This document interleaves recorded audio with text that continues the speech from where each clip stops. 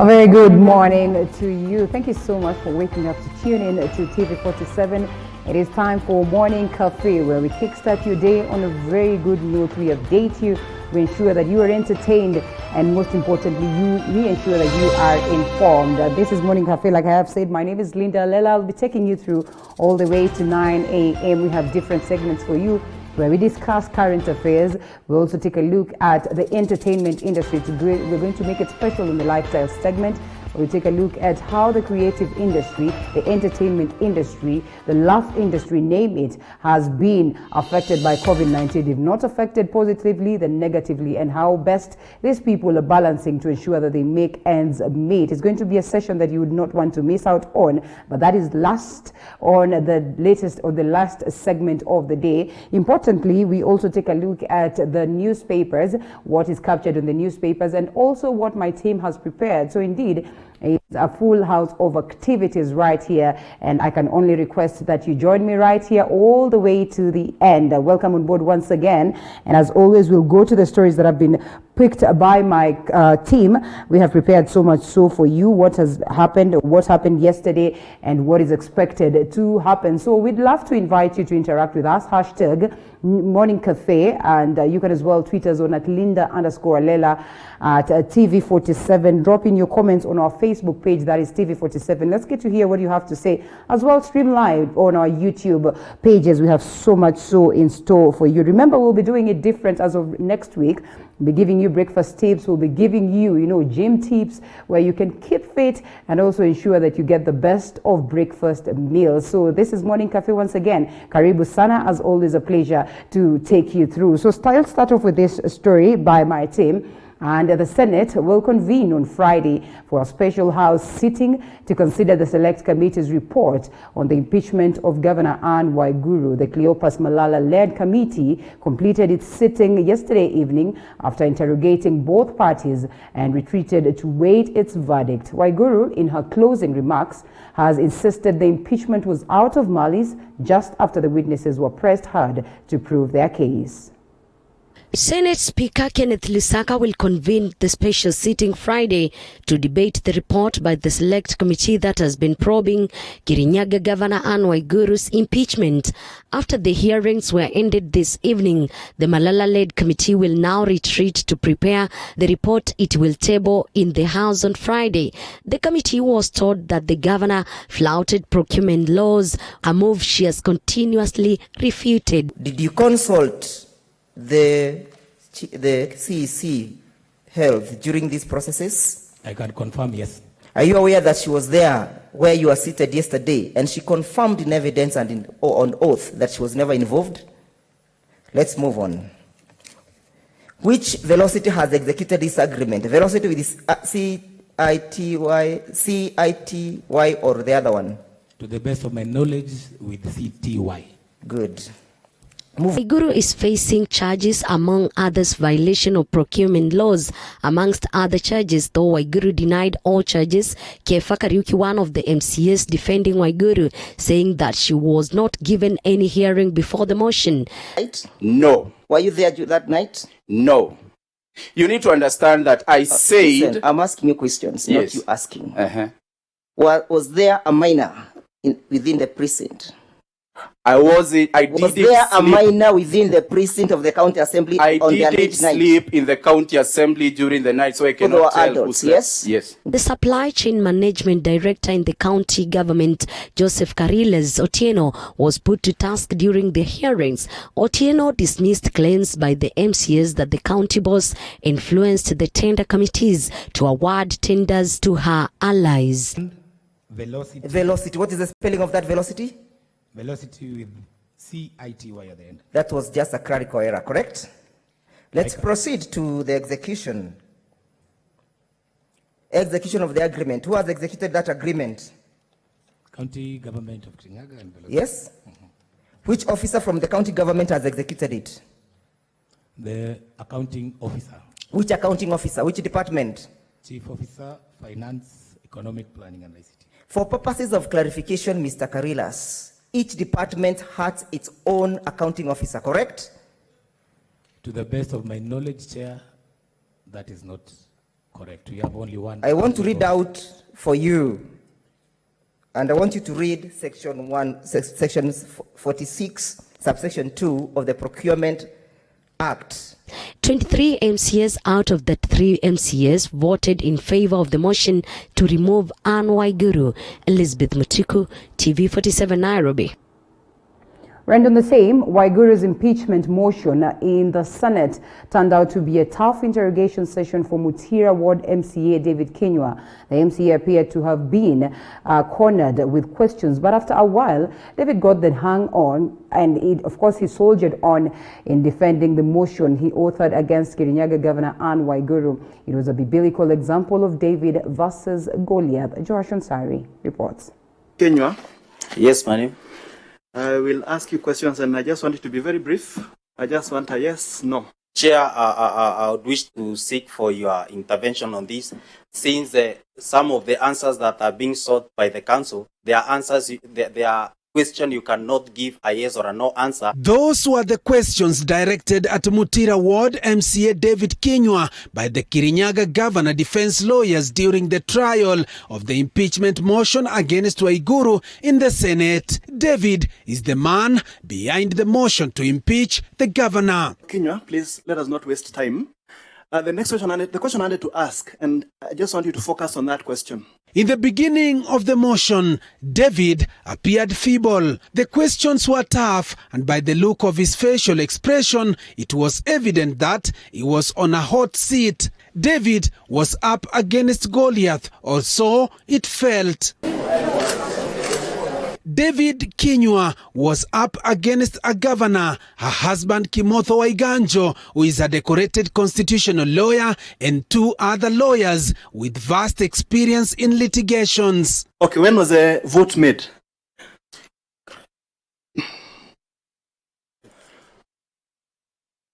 Eighth of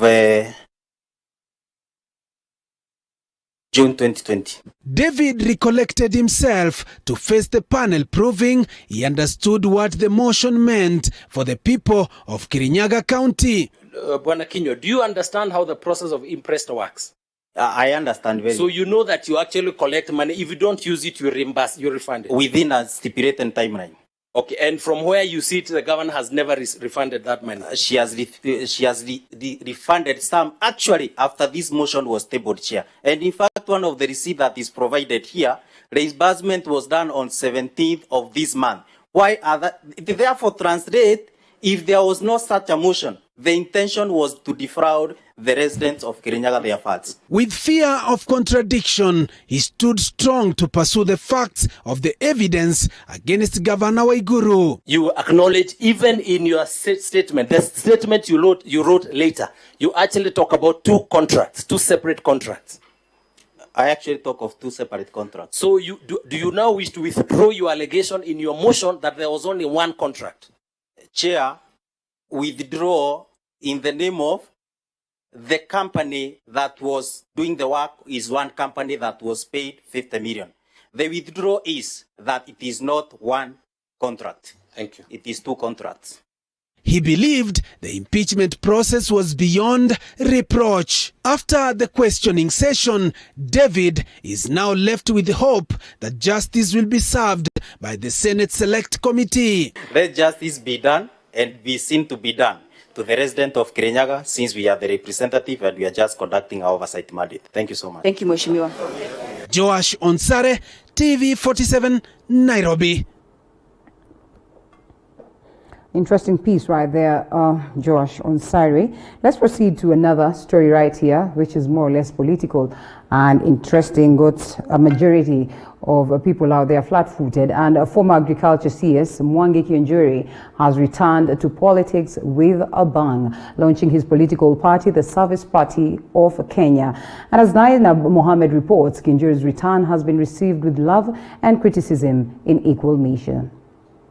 When he was sacked from the Ministry of Agriculture by the president a few months ago, embattled former CS Mwangi Kiunjuri assured Kenyans of his return to politics in the near future. I told you that I was going nowhere. Kiunjuri now launching his new political party, dubbed the Service Party of Kenya. Speaking to journalists during the party lounge, Kinjuri assured his political nemesis that his party will not be a victim of intimidation, as it is here to bring change. We are fully aware that this journey will not be smooth. There will be barriers and obstacles, and possibly even harassment to break our resolve. We want to assure our supporters that the freedoms of expression, association, and assembly are not only enshrined in Kenyan Constitution, but are birthrights for all of us to enjoy. We should enjoy them without intimidation. However, Kinjuri has received bashing from all over, among them being Jubilee Vice Chairman David Murathi, who equated the new party colours to those of a renowned margarine brand. The unveiling of the new party signalling the former CS political aspirations in the upcoming 2022 elections, many interpreting his move as a shot to inheriting the Mount Kenya Kingpin title after President Uhuru Kenyatta exits active politics. For TV47, I'm Zainab Mohammed. Now, Nyali Member of Parliament Muhammad Ali has vowed to revive the impeachment motion against Transport CS James Macharia over the standard gauge railway transit cargo directive. This comes a day after the motion flopped at the National Assembly for lack of evidence. Requires that a proposed motion be accompanied by necessary evidence, including annexures or sworn testimonies in respect to the allegations. The Nyali lawmakers vowed to revive his quest to impeach Transport CS James Macharia. This comes a day after the motion was dismissed at the National Assembly by Speaker Justin Muturi for lack of evidence. Ali insists Macharia has violated Article 10, Chapter 1, Section C of the Constitution by not undertaking public participation with leaders and stakeholders. Nataka kusema ya kwamba 80% ya uchumi revenue collection ya bandari ya Mombasa haiendi kwa serikali, haiendi kwa mfuko wa serikali. 80% inaenda kwa mfuko ya watu wawili au watatu. Macharia announced all cargo transported to Uganda, Rwanda and South Sudan will be transported through the SGR for clearance at the Naivasha Inland Container Depot effective 1st of June. We are going to form a legal team also, whereby we are going to speak to lawyers to guide us and tell us what's the right way to take. Hatuwezi kutisika sisi. Kwa sababu sisi ni jeshi ya Rais Kenyatta. Wabunge wa kutoka eneo la Pwani tumekuwa vibaraka wa watu kwa muda mrefu. Ndio wanda saizi pia tumekuwa wasaliti wa watu wetu wenyewe ambao we are supposed to represent in parliament. A series of demonstrations have been held in Mombasa County with the locals complaining loss of jobs as a result of the directive. Former Machakos Senator Johnston Muthama questioning the SGR funding. Last week, ruled that the lack of transparency in the manner in which the SGR financing was negotiated was fatal and enforceably in Kenya. As such, the loan acquired by Kenya is an odious debt that must not be repaid in its current permutation. The Court of Appeal on Friday determined that Kenya Railways Corporation, as the procuring entity of the standard gauge railway, faulted the procurement laws. Joash Onsare, TV47, Nairobi.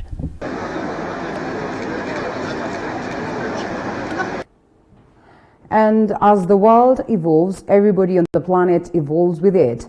It is easier to travel from one country to another and explore different cultures, but you will often find foreign currencies in different denominations. These currencies are valueless until exchanged to local currency, and many are not in the know. But apart from the banks and forex bureaus, where else can you exchange your currency? Our reporter Mwangi Maina tells us more. Along the streets of Kangemi Estate here in Nairobi, you will find these stands with different coins and notes in foreign currencies. And not only coins, but items made up of precious metals like brass. Most of them are run by young men and are strategically located by the roadside. We came to learn that these are unofficial forex bureaus. We caught up with one of the operators and had a sit down with him to learn more about this business. With the world being a global village, you might find yourself with foreign currency and probably you don't know where to take that currency apart from putting it in your house as souvenir. Like I have this dollar here with me. But do you know people here in Kenya have diversified means of making sure that you convert your foreign currency to local Kenyan shillings? This is Kangemi's Bureau de Change. A lot of our ladies or our men and women, they normally work at least around like they here Kileleshwa, Lavington, the Spring Valley, Westlands. The guys who or ladies who work at least for Indians, you know, for Wazungus, at the end of the day, I pay cash because there's no Kenyan cash, but I pay just $5, $100. You may receive even 10 customers. But depending on the cash they have come with, that's when you will know. Because customer may come with even just 1,000 per day, but the currency they're coming with, there's not worth. Or ishatolewa maybe from that country, kama 1,000 ya Kenya, ishatolewa. Sasa nakuja namwambia no, it can't work or it's already out of the market. So if a customer can come with only $1, I can give him, since it's only $1, you know. This is not $100, so I give him only 60 bob, so that when I take it to bureau, I can be given almost 80 bob. With me here, I have 10 dirhams from the United Arab Emirates. How do you know the value of these 10 dirhams? And maybe probably previously you had not dealt with dirhams. Okay, that's why I told you I normally check on online or even Facebook. But according to Forex, you have to check on daily. Because today, dirham was going by 23 bob each. So that's the time when you know you can give a customer either 18 bob or 20 shillings, so that if it's only 10 dirhams. So that's the time I'll decide how much will I get from that. There are so many guys where our ladies work, you know, either a lady or a child or even just a man can come to surprise the lady who is working in that house. And just because the guy knows the value of the item, either a necklace or a earring, the guy may consider just not to give cash, but to give the item. But as long as you know what is a gold, the lady may bring me to tell me what is this. And that is Kangemi's Bureau de Change. My name is Mwangi Maina. Dollar since the name, you know, like how do you know that? Why Mwangi was struggling to put that ring that doesn't fit, obviously, I do not know why, but all the same, it's a nice story right there. Now you know. Now let's cross over and update you on what is happening in the world of education. As Education CS, Professor George Magoha has announced that a maximum of 20 learners will sit in a class if and when schools reopen in September. This is in a bid to observe the 1.5-meter rule in the fight against coronavirus. And as Andreen Kilemi reports, social distancing in schools appears to be the ministry's greatest headache.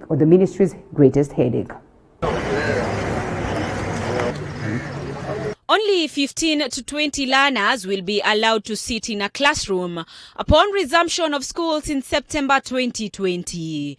This is according to Education Cabinet Secretary Professor George Magoha, who toured the Kikotech factory in Kitui County to assess the capacity to produce COVID-19 protective gears for school learners. Been advised by the Ministry of Health that a class should have between 15 and 20 children. And therefore, you know and I know and everybody knows in this country that is going to be a challenge. The more reason why we must make sure that the masks are made of good materials and that they are, that is going to be a challenge, but it will not stop us from moving forward. Among the measures announced by Professor Magoha include thermoguns for temperature checks in all schools, at least 2 masks for every learner.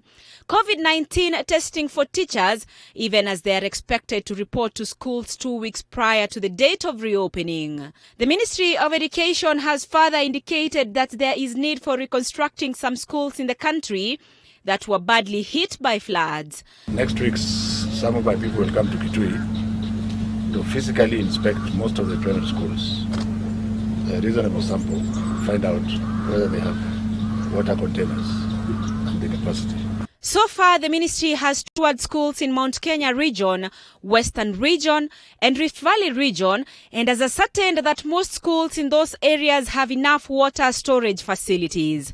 This comes even as the most recent report from InfoTrack Research showed that 70% of Kenyans are against reopening of schools until the pandemic is contained. Andrine Kilemi reporting for TV47. And that story by Andrine Kilemi takes us to the next segment of newspaper review. We couple it up with what is captured on the front page of a majority of the newspapers in the country. And Tabitha Ogutu, who's a journalist, a youth leader, and a social justice advocate, joins me this morning to expound more as we take a look at these stories that have been captured. You know, we weigh in our sentiments even as we look forward to hear from you also as you interact with us. Remember, it's important you tell us what you feel about these particular stories that we are looking at. As always, hashtag Morning Cafe at TV47. That is our Twitter handle, and at Linda_Alela will sample some of your comments as we proceed with the show. Tabitha, good morning. Good morning, Linda. Yes, and that very story by Andrine Kilemi also captured on the front page of the People's Daily and also on the Standard newspaper, which we have right here, speaks of how schools face tough times on the opening aspect of it. And here we are. We've been grappling on whether we should reopen, and as it is, yes, there's that desire, but looks like times are indeed tough, and we've not been able to strike a balance as to whether we should proceed and reopen and whether we are ready to abide by the directives, because I realize that most of the entities have been allowed to open, or the some of them who have been allowed to open have only been allowed based on how best they can be able to proceed and follow the government directives. How possible is this, looking at the kinds of schools that we have in the country?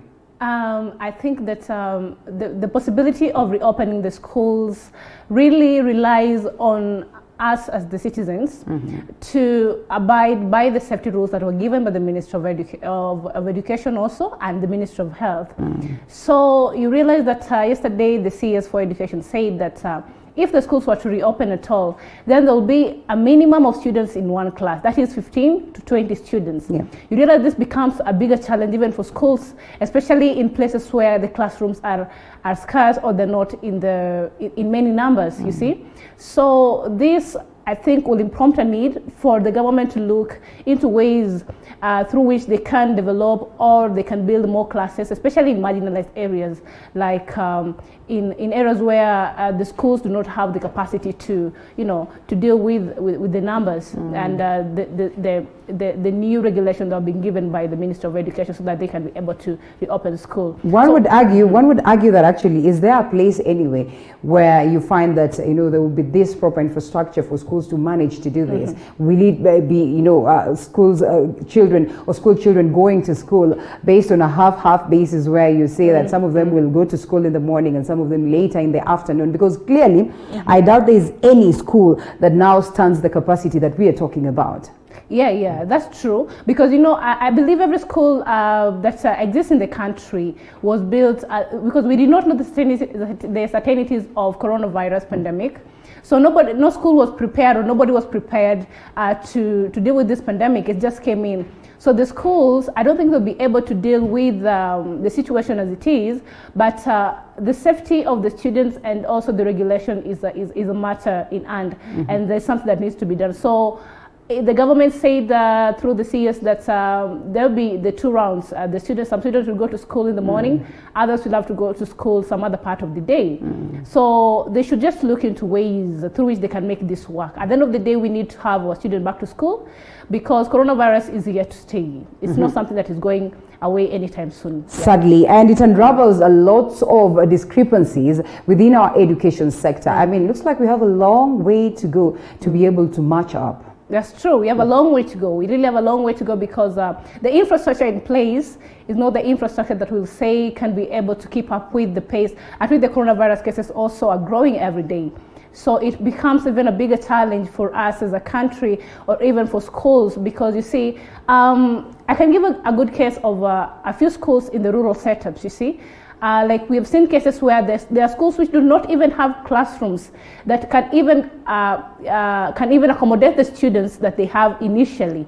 So with these new safety rules and with these new rules that were given yesterday by the CS of Education, it even becomes a bigger challenge to them because coping up will become a problem. Also, the finances, I think, they're inadequate because if they could not be able to have the infrastructure in place initially, what makes it easy for them this time round? So the government also ought to think of ways also through which they can help these schools manage with the new rules. All right, yes, that's more like it, and we all wait to see what will happen. What is the magic that Magoha will pull to ensure that this is a success? Let's take a look at some of the measures that we're looking at and captured as from 1 up to around 4 there. And the first one is on masks. The government is working towards ensuring that learners are provided for with free masks when they report to school, and in planning to produce 24 million pieces by September, and points to classrooms only 15 to 20 learners would be accommodated in classrooms, which could be a major challenge in most public schools which are already congested. And so also is what happens on private entities. And hygiene, schools are required to be fumigated, have water storage facilities, and provide students with sanitizers. Every school will be expected to have thermal guns to check learners' temperature. And lastly, we have aspect of teachers. They would be required to report to school 2 weeks before the expected reopening date, that is in September, to undergo training on COVID-19 measures. So we can only cross fingers that this is possible because we are also racing with time. Let's cross over to the next story. And this is on the numbers of COVID-19 right here in the country. And patients on home care risk return to isolation. This has been captured on page 8 of the People's Daily. We look at the numbers: 5,206 cases after 254 people tested positive in the last 24 hours. That is as of yesterday's address. And 1,823 recovered, 130 deaths. And of course, the people who have been tested, 151. 396,000 so far. Coming to this page where it has been captured, that is page 8 of the People's Daily. Home-based care patients now risk return to isolation, and this seems like, you know, it's coming on board to save the drama and the troubles that we're having at the health sector. So I mean, are we going round and round in circles and will not be able to get answers? Yeah, most definitely. But then generally the home-based care patients, it's a challenge itself. You remember, okay, there are houses, or there are people who come from, you know, places where they cannot even have the adequate housing. So the spaces in their houses cannot allow for social distancing. And then maybe the number of people in that house are also high. So it becomes really a huge challenge for them to practice the quarantine measures and also keep up with the pace so that they can get better. Now, the government, since onset of the home care patient safety measures, I needed to have it in mind that it's not a possible thing for every home to have such. And therefore, the best thing the government can do is to allocate or create other isolation centers, many of them in the country, so that any patient that is found with the coronavirus symptoms can be taken there, so that we are sure that if you are a patient of coronavirus, then you're at the quarantine and you're getting better. Now, we cannot assume that when you're at home, you're following the safety rules. And you know, many people are so ignorant of the fact that there's nobody there to watch them, and therefore they just flout the rules the way they want it. So I think the government needs to create more isolation centers so that they can monitor. That's amazing. And of course, still on reports on what is happening on COVID-19, Commissioner, that is the Trans Nzoia County Emergency Response Committee, now argues that truck drivers are adhering to COVID-19 rules, contrary to what has been projected, what has been said. They have been abating this. And also right here is another report on Matters COVID-19, not really Matters COVID-19, but Matters Health. There's an interesting story right here. Kenya. Good Samaritans reach out to Mombasa drug addicts. Organization comes in handy in support of vulnerable abusers in coastal town amid embedded health issues.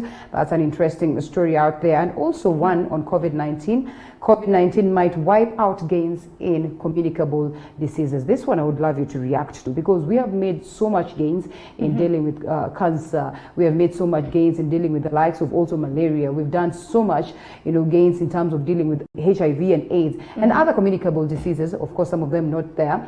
And looking at how much energy has been channeled towards fighting COVID-19 is now a global concern. And the rest of the communicable diseases were equally a global concern. But it looks like for a moment we have stopped focusing on them and we have channeled all our minds' resources to COVID-19. What does it mean?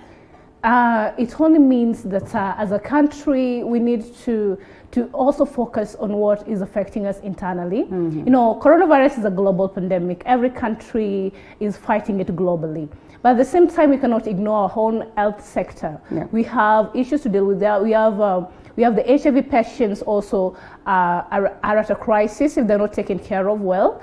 We also have other cases like the fight against malaria. The other time we were seeing that the education sector is at a higher risk because we saw that there are high numbers of teenage pregnancies. So it only means that the government is not really paying attention that is expected to what is happening in the country. Rather, it's so concentrated in fighting coronavirus, which in my own opinion is not a bad thing. But then there's more need for the government to narrow down to matters that affects the country's interests, for example. And now that you spoke about teenage pregnancies, it got me. I was actually looking at this cartoon edition of the People's Daily. It pretty much said a cartoon to view, but actually what you've just said, that probably we as a society, the government itself is burying its head on the sand. This is my interpretation of the cartoon edition. If you can see that, you can see that society has buried its head on the sand. I mean, we're clearly trying to overlook some of these key things that could be playing out in regards to what is happening as to child sex offenders. And here we are, our children are being offended by the day. The monster is right there, confidently winning the race, as we are busy saying that probably those numbers that are being projected are not true. And anyway, it is true, they could not be true. But who is supposed to come out and tell us that these are the numbers, this is the reality on ground, if the government itself is questioning? Yeah, Linda, one thing that we can say as a country that as much as the numbers can be overrated, but the situation in the ground is quite different.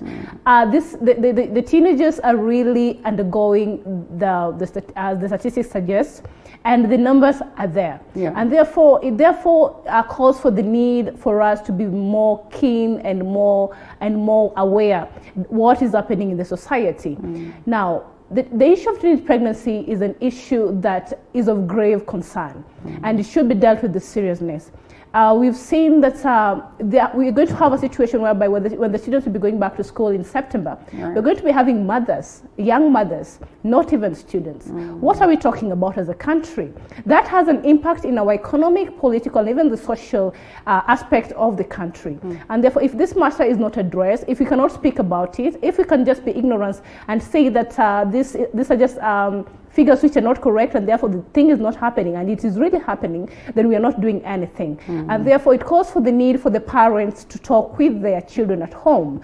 For a minute I was thinking that many of these teenagers actually, they are getting pregnant not because they actually are aware, but because they have not been told what it means to be a teenager. As a teenager, you are fertile. As a teenager, you go under some sort of reproductive changes in the body. And if you're not told about them, then you'll just be going around messing around. You think that you're having fun, and then boom, you get pregnant. And then who is to be blamed? The society is to be blamed, because even some of we say that you're just talking of a few people who are taking advantage of these young girls. They're not held accountable. And therefore they just go scot-free. And then it becomes a habit. And at the end of the day, the girls suffer most. Therefore, something needs to be done. The parents need to speak to their children about matter sex. It should not be a taboo anymore. And also the community needs to take care of the girls. And all those irresponsible male adults need to stop seeing the girls as instruments of sexual gratification. And that way, we'll be able to empower them. We'll be able to make them go to school and become the responsible citizens they ought to be, and not young mothers. Yes. And I agree. It's time that we address these issues as they're supposed to be addressed. long gone are the days of pointing fingers, that, oh, there's a generational gap, you cannot sit them down and talk to them. We need to speak these things and, of course, speak out the ills of a society. Definitely. Let's cross over to politics now, the politics of the nation. It's all BBI politics, says Waiguru. Embattled Kirinyaga governor dismisses impeachment motion against her. And of course, she says it's witch hunt by those unhappy with her profile. Yeah, looking at BBI and how much she's been on the front line in fronting this, of course, this has taken her somewhere up there at the level of indeed building a profile that is worth considering as, you know, one who would be looked at as a political master.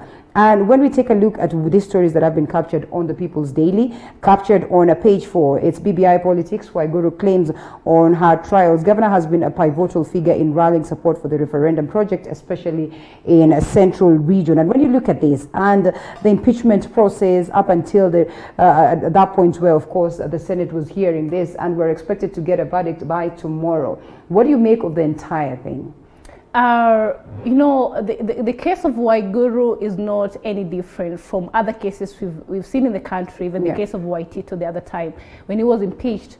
But then what makes it different is the fact that there is a committee that has been put in place to look into the evidences and make an evidence-based decision so that we can determine best really if the claims that were alleged against her are of any substantial facts.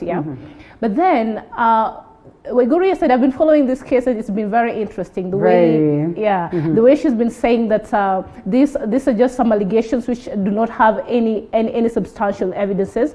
And she has all the evidence to prove that they're not. So it's a pull situation, and the side of the MCAs who voted the vote of no confidence against her, they also want to win. She also want to win, and therefore what we can have as a country, or what we should have as a country, is a situation whereby justice is served. So the justice will be served based on the findings that the Senate committee will put in place. You know, we cannot just assume that she has abused the office, she's grossly violated the constitutional requirements according to Chapter 6 of the Constitution. We can also not say that she's misappropriated the funds, as it was said earlier, as an allegation by the MCAs of the Kirinyaga County Assembly. So what we can do is just wait and see how the verdict will go. I've also had arguments that this might be just a formality. And the situation might be compromised. But I would like to say that sometimes it's good to just give benefit of doubt and cross our fingers that we're going to be served with the best of justice, and we're going to get the justice out of all the situation. And at the end of the day, the people of Kirinyaga will be able to say that actually the committee that has been allocated with the task at hand has dealt with this matter in a way that is supposed to. And also to add on top of that, I've had allegations that we are trying to, or many other female leaders are coming in hand to support Waiguru, and they are saying that this is just one of those times that they're fighting a female leader, because, you know, being a female leader, especially in a gubernatorial position like Waiguru is holding, is quite challenging. But then I'll challenge and say that as female leaders as well, we encourage for transparency, accountability, and integrity. So that because we do not get into these offices by just chance, or we are not lucky to get them, we go for the seats like just other contestants do. And therefore, if you find of incompetence, then the law the long arm of the law should also play part in this. And therefore, let us just see justice being served, and let's not make unjustified comments or opinions about the whole situation. Let us wait and see tomorrow. As we await for that, we hold on to the words of the chair of the committee, that is Senator Cleopas Malala. He says that indeed he ensures that the people of Kenya are going to get justice out of this. Still on matters politics, Kiunjuri now surprises us. This has been captured on page 6 of the People's Daily, and also the front page of the Standard newspaper. Ruto's Mount Kenya ally dumps Jubilee and launches new party. And there you go, and we have it right here. Yes, the party, and of course it's supposed to give service to the people, so it's called the Service Party What do you make of this? I mean, honestly, US, our dreams are valid, and yes, she has some stamina. He has some stamina. Sorry, on matters politics. So, wrong move or best move at this time? I think all these are in the preparation for the 2022 elections, and I think that Kinjuri will be one of the rivals that the deputy president will have to deal with in the 22 run for the presidency.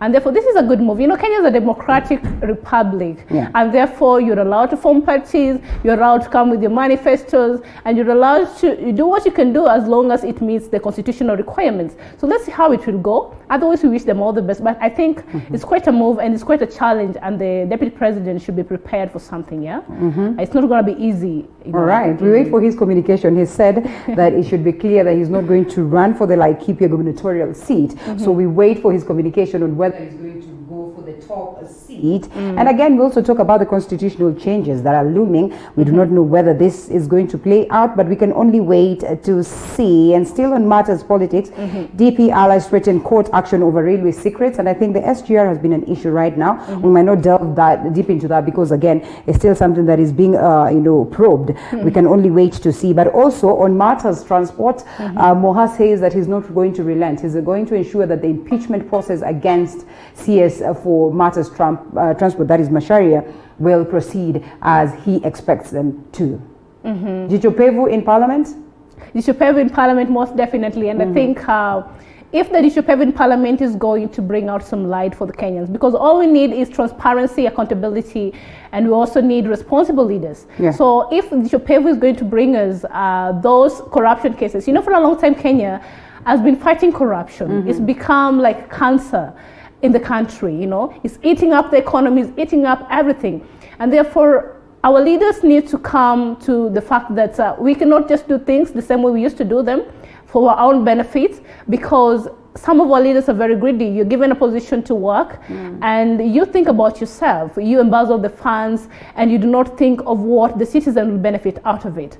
So at the end of the day, if the CS for transport is found to be of any incapacitation or to have used the funds that are allocated for development of infrastructure and the transport system as it is, you should be held accountable. Yes, like just any other leader we have seen before. Others have gone home out of the fact that they could not be responsible of the position they were given. And therefore, if Jicho Pevu can make this come to light and we see the proof at the end of the day, it's not all about allegation but evidence-based decisions, then that is what we need to see. All right, and I have lost this one. There's one that has been captured on the front page of the Standard newspaper. But anyway, I'll tell you all the same. It's about the bromance and of course the handshake that we're talking about right now.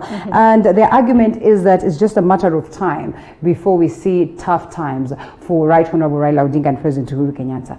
Is it so? Historically, what we've seen also, I mean, people coming together, alliances, we have, you know, this coalitions, and then eventually it's never good. It's never a good divorce. What I can say that since the onset, the handshake was a very, very, very, very applaudable idea.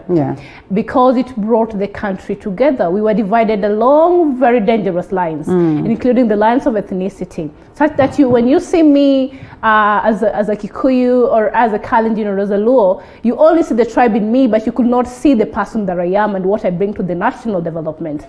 So the handshake coming in hand ensured that we had unity. So the sense of unity and the sense of national development and all that, and coming together of our leaders, the Honorable Raila Odinga and our President Uhuru Kenyatta, was a very, very thought of process and an idea. So I would like us to look at this issue in this way, that the handshake primarily was not meant to devastate or to bring down any political alliance or formation. Number one, it was for the benefit of the people of Kenya. So whether or not the handshake is going to, or whether or not the president and the former premier, Honorable Raila Odinga, are going to break out. This have happened before. We've seen them in other instances. But let us just be positive. That will be a political thing. It's not be primarily handshake, because handshake was not a political move. It was a move to unite the people of Kenya and to ensure that the president attained his Big Four agenda at the end of his tenure. All right. So yeah. Okay, thank you so much, Tabitha. And now, as we wind up on this, we're having some adjustments on the budget. Interestingly, Treasury now shocks members of Parliament with yet another mini budget at year end, and among beneficiaries of new allocations are fight against COVID-19, city commuter train, and interior ministry projects. Wouldn't want us to delve deep into this, but officially 2020 has been declared a dead year. Would you declare it the same? I think we can say that it's dead here, but there is hope still. Yeah. Because necessarily, if we can say that 2020 is a dead year, then we'll be losing hope, and this is what we need right now. We are fighting a very serious pandemic globally. It's affected the economic situations of countries worldwide. Not a country has not been affected, and therefore we can say that 2020 is a dead year. It can be a dead year because a lot of things, a lot of activities have not been able to be implemented, economically and even in other sections of the country as it is. So still there is hope that at the end of the day we shall be able to get something out of it, but not really everything.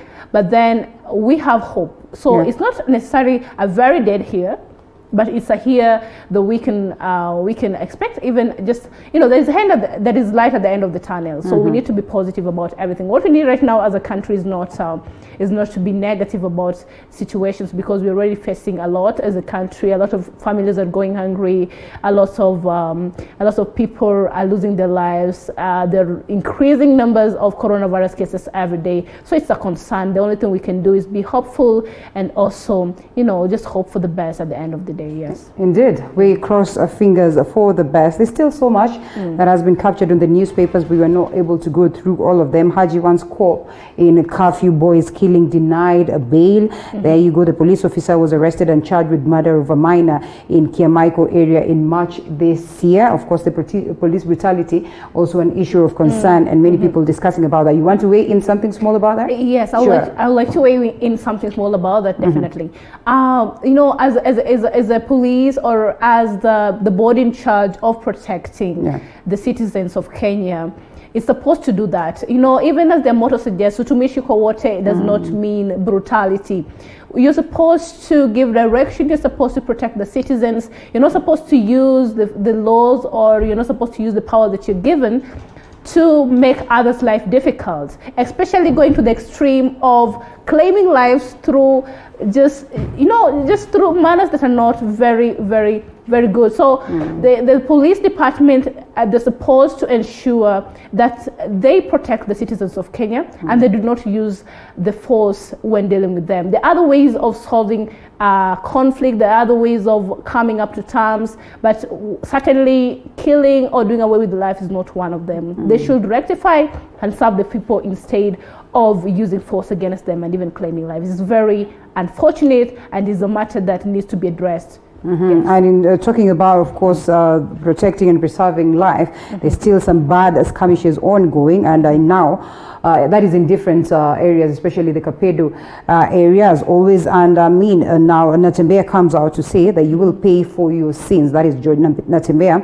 and the security boss warns these people, and he gives them actually a stern warning that, of course, if you continue to fund bloody skirmishes, you will ensure, or the government will ensure that you face dire consequences in regards to the same. So we can only hope that peace will prevail. And so much so on Matters News, but we'll not delve into looking at everything. Thank you so much, Tabitha Ogutu, once again a journalist, a youth leader, and a social justice advocate, for the great insights as we take a look on the newspapers. It's now time that we take a short break. We'll be coming with more, of course, on the state of affairs. We take a look at the current issues that are ongoing right here in the country, the key topics that we'll be discussing later on with the panel. So don't you go anywhere. Remember, your feedback is very, very important. Hashtag Morning Cafe at TV47, at Linda_Alela, our Twitter handles. Let's get to hear what you have to say as we proceed. After this break, Morning Cafe is back with much more.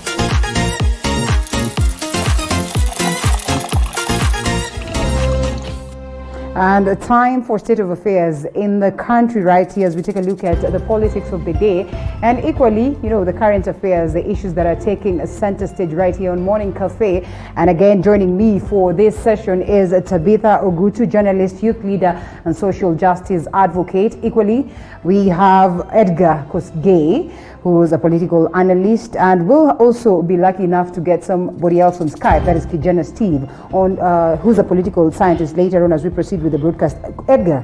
Yes. Mambo vipi? Good morning, Linda. Been a minute, man. It's kumingi sana. Siasa nayo pia imechacha. I can't wait to hear your take on technically everything that is happening. I know. And once again, sasa. Apoa sana. All right, Tabitha, we have you again. Thank you for having me. Yes, so we cross over. Okay, well, I think we'll start with this particular story that we also had touched on. I mean, was the very first one that we looked at on matters education before we delve in politics, because politics is something else. Victor, I mean, students are supposed to go back to school. If not supposed to, then at least if we're able to balance, we'll have them go back to school in September. I mean, it's been tough. It's like more of a guesswork affair for students, for parents, for teachers. Reports that are coming from home are not impressive at all. Sincerely speaking, what do we do? We have a very serious crisis in the education sector that needs to be addressed. And as I said before, that it all relies on our efforts as citizens to, you know, to adhere to the rules and the safety rules that were given by the Minister of Education and also by the Health Ministry. You know, yesterday the CS for Education said that if at all the students are going to school, he said there's a possibility, but not really, because we're not sure of the numbers when it comes to September. Maybe they'll be higher than what we have. That is the expectation.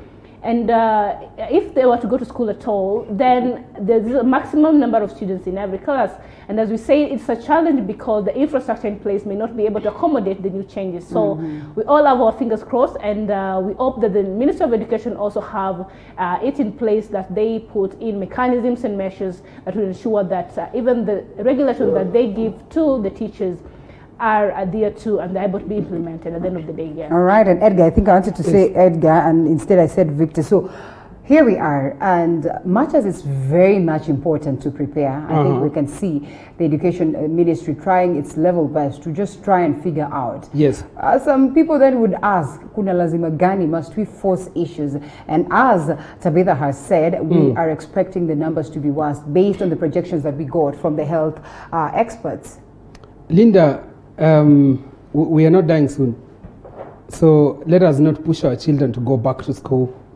And let us not feel like if we don't go to school, we are going to lose anything. Let's be practical. Yes. Let's be practical. We I don't know whether you guys anywhere. feel what I normally feel. Like, honestly, ulikuwa class 8. I know that is not the only important thing, the class 8 and the form 4 bit. But you ask yourself, like, sincerely speaking, you are on that verge of saying that I'm done and dusted with secondary school, done and dusted with primary school. You know, that excitement, that anxiousness is now being just leveled as useless. And you know what? We look more on the aspect of life as opposed to how important a transition that can be. Yeah, Linda, if we joke around, we can be done and dusted and we can be buried anytime. If we joke around with the coronavirus thing. Now, coronavirus got into our country and it caught us unprepared. So we have to look at issues in a different way, and we have to explain to our children that schools are not going anywhere, or if we joke around, we might get it rough from coronavirus, Linda. The issue of getting pupils to go to class, to have 15 pupils in a class is not practical. We are actually struggling with first having 100 pupils in a class and one teacher running 100 pupils in a class. Are we even going to get close to having 15 pupils? You know, we should not be talking about private schools. Magoha should be talking about public schools that look like they are going to fall the next minute. Public schools made of wood. Public schools that that are just, they are run down. Right. And then you talk of 15 pupils in a class. Sometimes I see a doctor, a professor of a magnitude of Magoha, explaining things that he doesn't understand. I'm sorry, but this is what I'm saying. I think Magoha should approach things in a Kenyan way, as in let's understand each other. And let's tell our kids that if we are not careful, we might be messed up by this virus. And schools are not going anywhere. He suggested that we might be having our exams in April or something somewhere. That's okay. Tabitha, Yes. Tabitha, Yes. if we are Kenyan enough, then if you speak to any teacher who, of course, teaches a private school, they would tell you, let's be Kenyan enough. Honestly, we want to go back to our jobs because literally they're not getting anything as of now. Yes. I mean, at least the government, teachers and the public teachers are being paid something. But what happens to the private school teachers who sort of are now struggling to survive? And any other Kenyan who's struggling to survive right now, they will literally tell you, let us be Kenyan enough, face it. Anyway, let's proceed and have our students in school. Let's go and, regain normalcy. Tutajulia mbele. With all this issue of students going back to school, I would say that this years of education is very particular. I say that the classes are there, and you cannot teach a dead student. You cannot teach a corpse. So definitely, you cannot take your student to school or your child to school, and there is this pandemic going on. So it's just being objective in the sense that in case things get better, then if the students were to go to school at all, then the numbers have to be in the maximum limit, the 15 to 20 students in one class. So he's just trying to be objective, and again, he's trying to work his way throughout the clock so that he ensures that even if the coronavirus is able to be tackled in a way that brings hope to the country as a whole, and the economy is reopened and the schools can also go back to normalcy, then we'll have a situation whereby, the students will have to be 15 to 20 in class. In addition to that, the private school teachers, they have been trying. I can say that there've been virtual learning going around, literally throughout the country, and I think the parents to these students have been able to pay up. But then you see that they're greatly affected because they're not able to get some income. Just like that Wamamboga, who is not able to open her kiosk because they do not have the finance, and the situations are tough, the economic times are so hard to deal with. The teachers are also faced with that challenge, and therefore it calls for a need for the parents of these private going students to stand up and support these teachers, especially when they're giving the virtual learning so that the learning continues. Because the teachers have to put food on the table at the end of the day. They have to support their families, and they solely rely on what they get as an income as teachers. Yes. All right, okay, let's drop that and cross over to politics. I mean, we all await to see what will happen, eagerly waiting for September, or just say August, so we get the actual reports that will be coming from the Ministry of Education on what we should do moving forward. Let's talk matters politics, and I think, you see, in as much as you'd want to discuss something else, you find yourself that, there's so much in the cup of matters politics, in the plate of politics in the country, that you cannot run away from it. And yesterday, we're looking at some of the newspaper, in the country, and, trying to capture how, of course, we are getting political alliances, and, we're seeing parties coming together. We're getting sort of coalitions. We're talking about key figures that are very strong in the country. Well, say for the likes of Kinjuri, who just joined in the other day. We had this paper asking, United in Fear, and capturing President Uhuru Kenyatta, Right Honorable Raila Odinga, Deputy President William Ruto, Gideon Moi, that is the senator, and of course Musalia Mudavadi, Moses Wetangula, and Kalonzo Musyoka, all key figures grappling for survival. Edgar, Yes. Where does it place them on this talk of 2022? Genuinely, is there any of them who's willing to step aside for the other? First and foremost, let me just conclude. I had a point. Yes, on matters education. Yes, sure. on matters education. I wanted to tell Kenyans that the government will not always protect you people. The government will not always think for you. Yeah.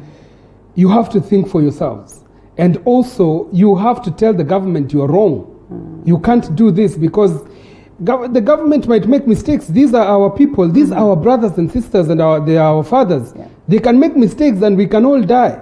So, guys, think and tell the government, no. We don't have money anyway to sustain ourselves. The government also has to think of ways to sustain us out of this. But just how much will the government listen to the people, honestly?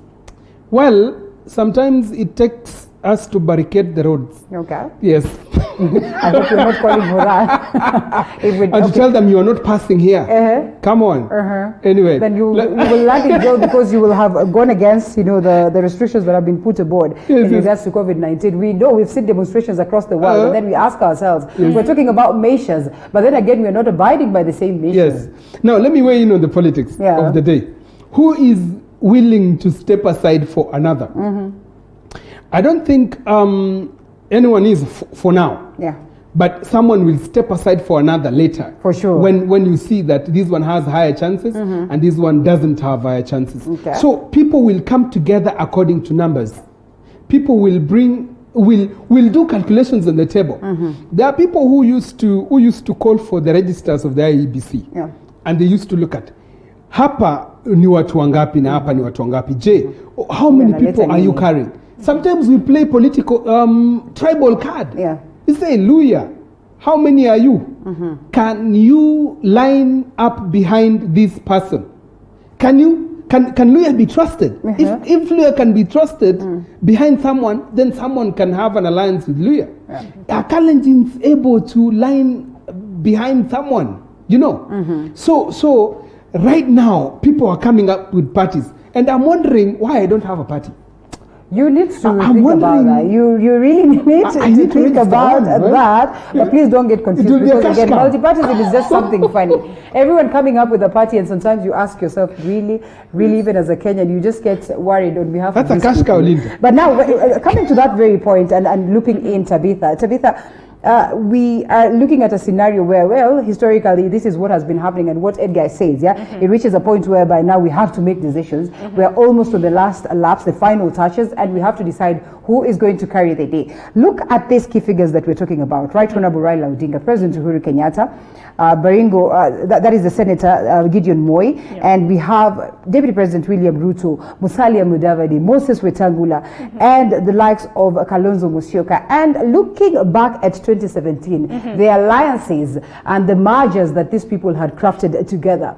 I mean, the agreements were clear, as they would say, President Uhuru Kenyatta saying, kumi yangu, kumi yako. Tell me how Deputy President William Ruto will think otherwise and say, it's okay, well, because you carry the numbers, Mount Kenya numbers, well, let's give it back to you again. Look at Right Honorable Raila Odinga, as many would say, that was his last bullet, but it looks like the likelihood is going to get another bullet. And then one asks, how is it going to be possible for him to say that, okay, President Uhuru Kenyatta, you have the Mount Kenya numbers, like you said, Kibaki Tosha at some point, and then, just bury your head in the sand and decide, okay, let's proceed and front this person. Look at the key figures here, the likes of Kalonzo Musyoka, the likes of Mudavadi. They also had a memorandum at some point in time that we're pushing you to the last bullet, Right Honorable Raila Odinga. Then after that, leave the ground for us. Like, honestly, who is going to lay it bare and say that it's okay, it is time for us to do that? What I like about the whole political scenario in the country at the moment is that democracy is being practiced. You see, the political democracy allows for literally any person that wants to vie for any political seat to, to go for it. And therefore, it gives us as citizens opportunity to elect the leaders we want.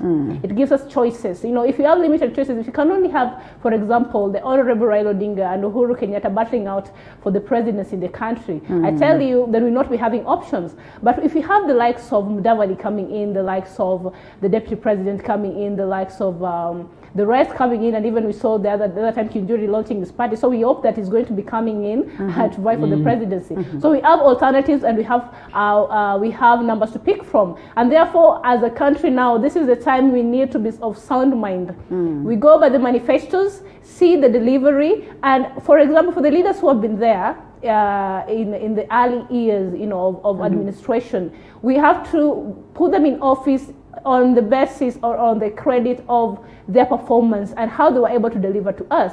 So at the end of the day, we have an opportunity to do new. We've been complaining of so many issues of corruption. We've been complaining of many issues of matters not addressed. We had so many leaders campaigning in the last election and saying that they will do this for us, they'll do this to better our lives. They never did it. And right now we have an opportunity, you know, they're coming in and we can vet them and see and ascertain that we elect them on the merit, the basis of merit. So the coming up of the new political parties or the new leaders who want to vie for the presidential position is quite a good thing for us as a country. We'll be able to exercise democracy, vote for what we believe in, and also vie our options. So really, this is a good thing. It's the democracy being practiced, and I love it. All right, wait a minute. Wait a minute, Edgar, before you come in. Allow me, to get back to Tabitha and I invade your personal space a bit, So I was listening to some youth speaking in a different forum. All right. And interestingly, one of the youths was your sister. Yes, don't ask me how I got to know that.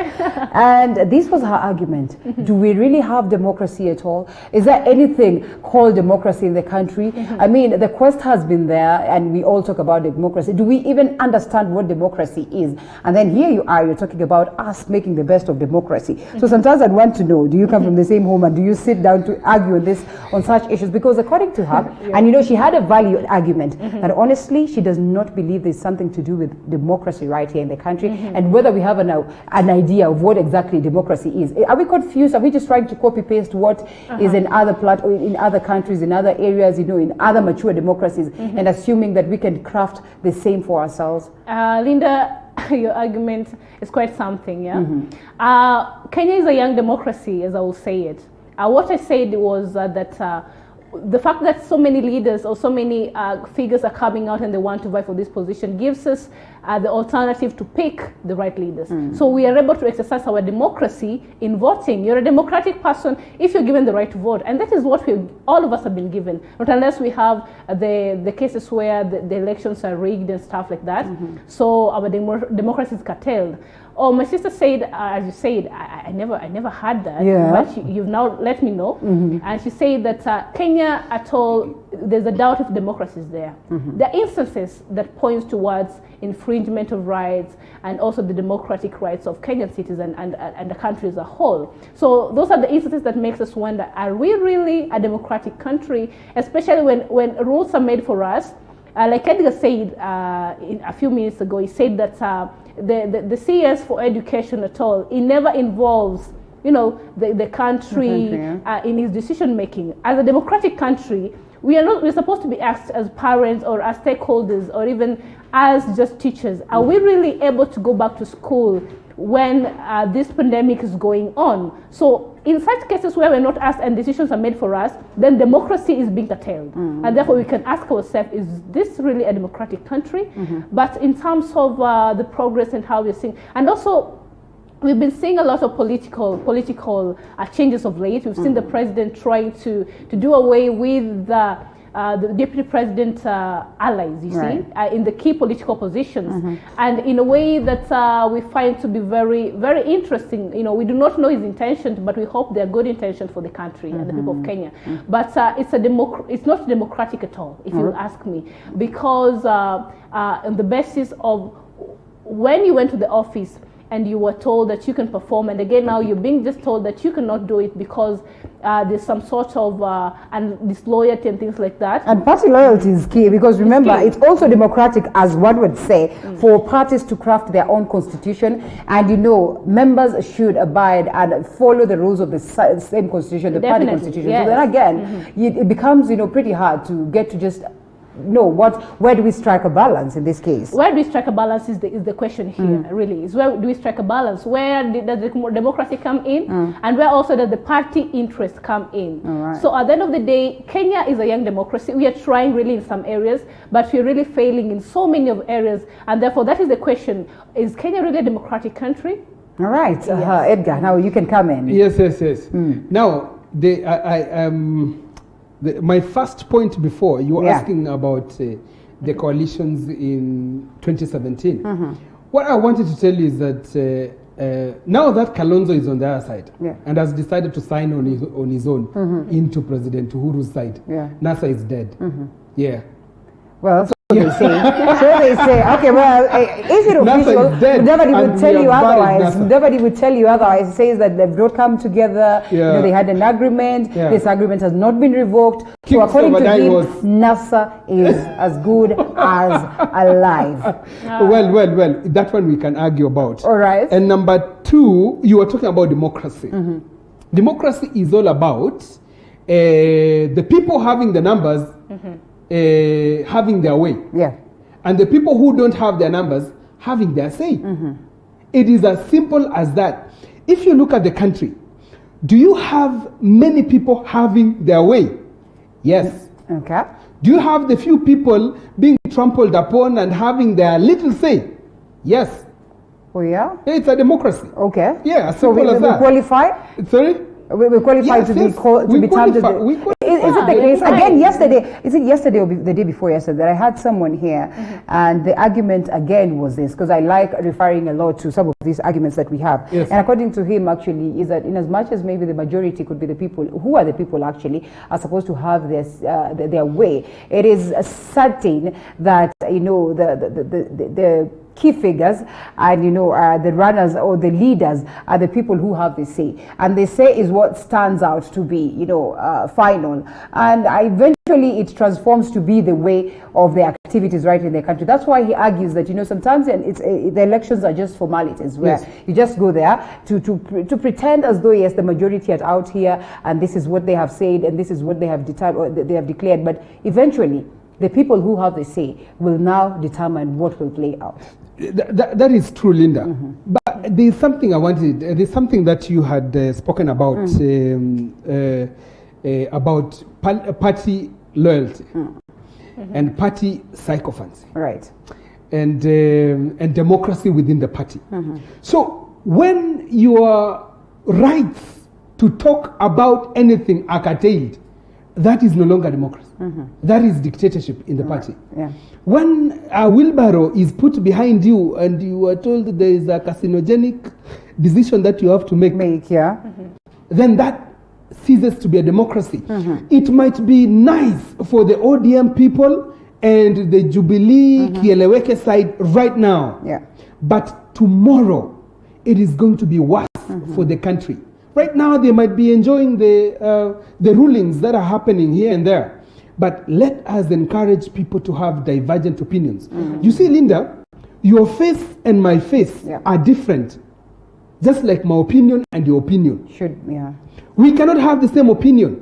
So let's sit in a room, have different opinions, and let me cede mine, let me calm down, and we take yours, you know. But let mine be heard. That is democracy. But there's always that option of you going independent if you feel like you really cannot abide by what the party or the majority of the party dictates. So if it's a question of democracy, then one would argue, if you feel like, yes, the kitchen is too hot, then step out.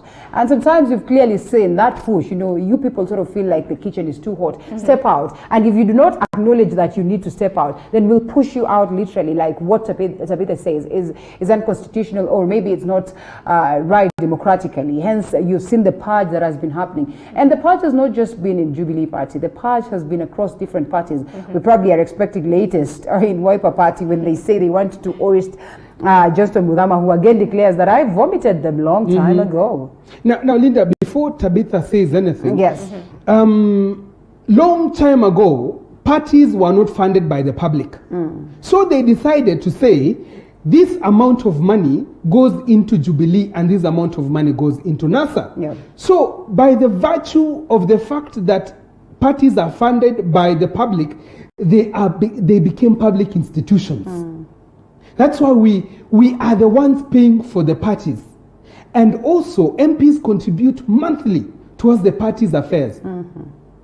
If you are not given time to air your views, then what are you in the party? And if you say divergent opinions and you are pushed out of the party, then what are you? This precedent is dangerous and we are going to fall as a country. What I can say about that is that, you know, like Edgar is saying that if you're not given the opportunity to air out your views and your suggestions and opinions on party matters, there is a way you do it, you know. You cannot be in a party, for example, you cannot be in the ruling party as a ruling party, and again you appear as an opposition. You cannot be positioned in a ruling party. It cannot work like that. So if you have a divergent opinion, like you're saying, every Kenyan has a democratic right to have a divergent opinion, so that when you're heard, that is democracy, which it is. But you are supposed to have a channel. You are supposed to have a manner through which you communicate. If you have an issue with how, for example, the president is carrying out his operations, and you are in the ruling party, you're not supposed to come out openly and start, saying matters that are contrary to what we look at a ruling party as it is. You become an opposition instead. So that is disloyalty. And disloyalty to the party is not something that we can say is a democracy. There's ways through which we can talk about issues. And therefore, if you cannot channel your opinions and suggestions in the right manner, then it only becomes a solution for the president to find the best way to deal with such. So you are politely agreeing to what the president has done in terms of the pageant, clearing the house. And anyway, a majority of people have been calling upon him to, just put your house in order. Probably this is his best way of putting his house in order. And speaking of putting his house in order, then one would question, the Mount Kenya region is a little bit imbalanced as it stands right now. We still are not clear on who's the kingpin. We still are not clear on what prospects the president enjoys at this particular region. We still are not clear on whether indeed the Deputy President William Ruto has managed to, capture the Mount Kenya region. And as one would ask, will Kimunya rally region behind? Okay, will he rally the region behind Uhuru? And now that we are having Kijana Steve, the political scientist, joining us all the way from Nyeri, what is the mood on ground, Kijana? Yes. You can hear us? Thanks, Linda, for that. And before I can answer that, hello? Yes, before I can answer that, I would like to first address the issue of party democracy. And one thing I would like to say is that the reason as to why we really brought about pluralism or having multi-partyism was because we needed to have many voices, both dissenting and those that also agree. And we needed to have a party that has internal democracy. But what we have seen is that we have changed that concept. And the concept we are now working on is loyalty to the party leader or loyalty to those who own the party. The thing should be having loyalty to the party manifesto, to the party ideology. But what we find right now is that we have parties that are not formed on the basis of ideology. They are not formed on the basis.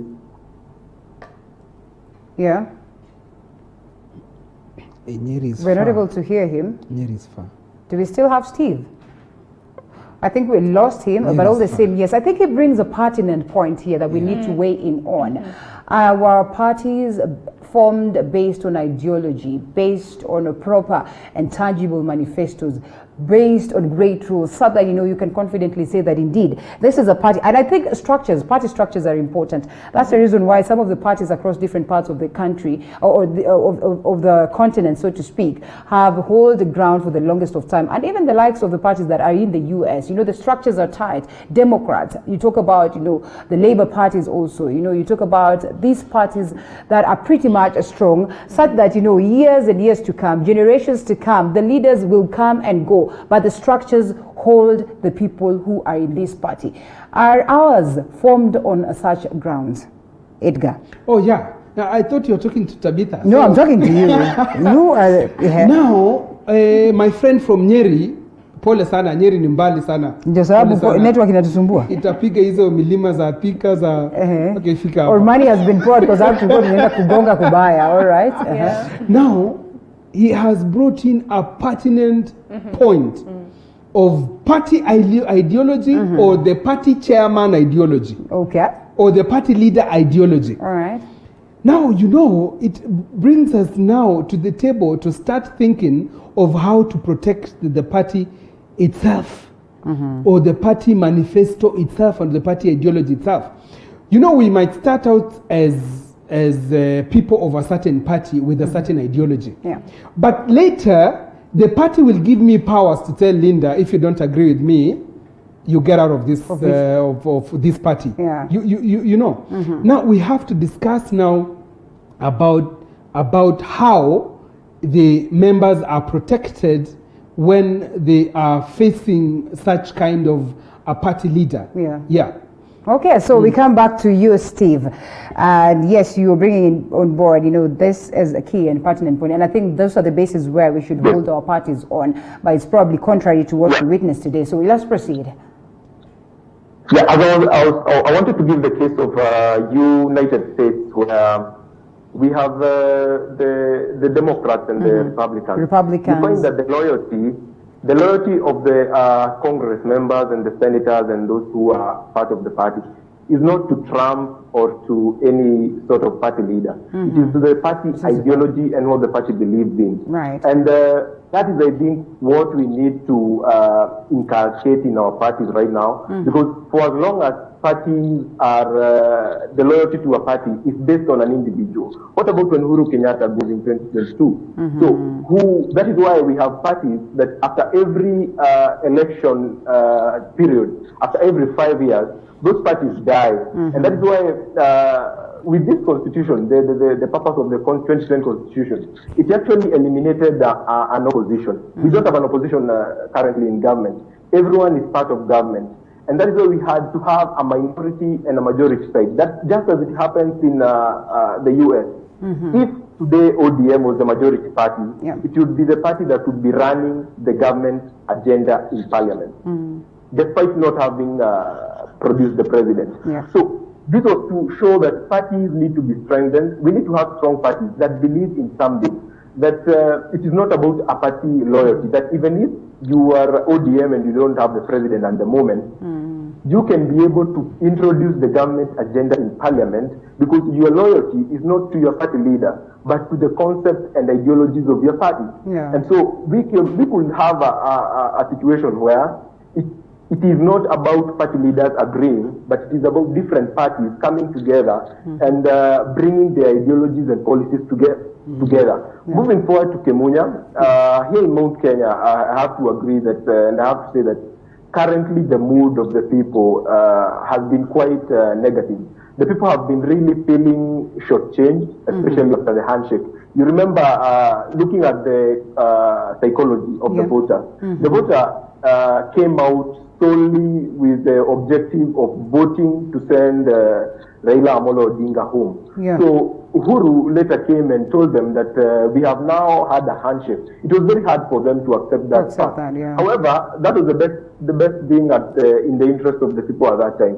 But now that we are here and they feel that Uhuru promised Ruto about another 10 years after he leaves, and they still hold strong to that promise because one thing about Kikuyus and the people of Central is that they are very serious in following promises and such kind of agreements.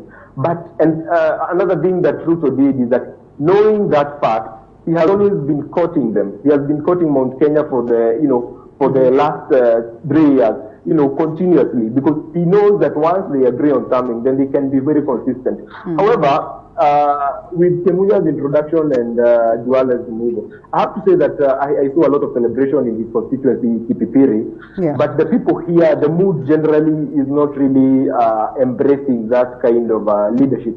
They don't really embrace him as a regional leader. The way Kemunya occupies that position is not really what a personality like Kagwe or Kionjuri occupies in the region. For him, maybe he could bring the favor of his constituency or his county to the government, but not generally the region. The region has really been complaining about development, and I think with what you've been seeing recently with CS Macharia coming and launching Mau Mau roads all around, Mutahi Kagwe coming and giving briefs in local hospitals, it is all in a bid to bring back Mount Kenya to Uhuru Kenyatta. Because Uhuru Kenyatta had totally lost control of the region. But I can say that with what he is doing and the current changes he is making in the party, although it doesn't look, the people have not really embraced that. I have witnessed the voter in the past. And it is very easy to change the mood of the voters. And what you need to change the mood of the voters is to just place an enemy. The reason as why Kikuyus and the Central people have really come out in large numbers in the recent elections, unlike in the past, is because there was an enemy created in the name of Raila Amolo Odinga. And speaking of which, again, you also go to this side of Raila Odinga. There was also some, disappointment registered. And a couple of times we've even had a key of his supporters, coming out to say that, what, we're done and dusted with Baba. Baba, failed us in a way. And in this case, then we're going to ensure that the likes of DP, win the elections as early as 6 a.m. in the morning. Coming to you, Tabitha, I know you've weighed in on this already, but all the same, looking at it on the other side of the coin, the truth, the handshake has been considered as a unifying factor, something that was good for the entire nation. But then also out of it, culminates some level of hate, resentment from another side of the DP and a majority of other people. What does it speak about ensuring that, again, we are able to enjoy this unity to perfection or to the maximum? And how far will it take us, knowing very well that these are politicians and we know how they play their games? After a while, if their interests are served and you no longer need this person, you're going to drop them. Then what is left of the Kenyans who are grappling for unity, courtesy of the handshake? Linda, that's a very good question. For the reason why there is a difference in how everybody views the handshake altogether. Yeah. As much as the president and the former premier say that it was solely meant to unify Kenyans, but others feel like it was not the main thing, is because they feel like the premier, for example, you've asked me that the deputy president feels like this was just one of those political moves because politicians are always politicians. If we cannot view that the handshake was for the purpose of unity, then we'll be speaking the same language. You'll not be seeing someone as an intruder or somebody who's just about to bring problems or just all about bringing problems to the party. So the deputy president, since the onset of the handshake, always said that the purpose for which the handshake was made was to benefit the two key roles involved, especially the former Prime Minister of Kenya. Yes. And since the onset of the same, we saw that NASA as an opposition party died. NASA has not been opposing anything at all in the government because it's become part of the government. So in other ways, we can say also that this was a political move. Because why else is Honorable Raila Amolo Odinga not so vocal about issues? We have seen things going wrong in the country. He's not come out to defend or say anything about them since the handshake. But before the handshake, like you remember the case of Han Waiguru with NYS Saga. Yeah. He was the lead voice in calling for justice and saying that there was embezzlement of many, a lot of money in the public, and therefore there was a need for accountability. But since that, we've seen many leaders that have been doing the same things, but the former premier, has not been able to come out and talk against it. So since he got into the handshake, if it was a matter just of unity, not political interest, then he should have also played the role of being an opposition leader, whom he was. So opposition died, and as Edgar said, Kenya is in a very wrong terrain if something is not going to be done right. And speaking of which, let's look at the bigger perspective and the African politics at large, and how much we've seen leaders trying to, first of all, change constitutions so at least they can still remain in power. Some of them altering, key, of course, clauses to ensure that they still stick in power. And, we've literally seen a majority of them pointing fingers at each other. For instance, you'll see Right Honorable Raila Odinga pointing a finger at, the likes of Kibaki, the likes of President Moi, the likes of actually President Uhuru Kenyatta, saying that you're invading or you're going against the constitution. And the aspect of age has played out.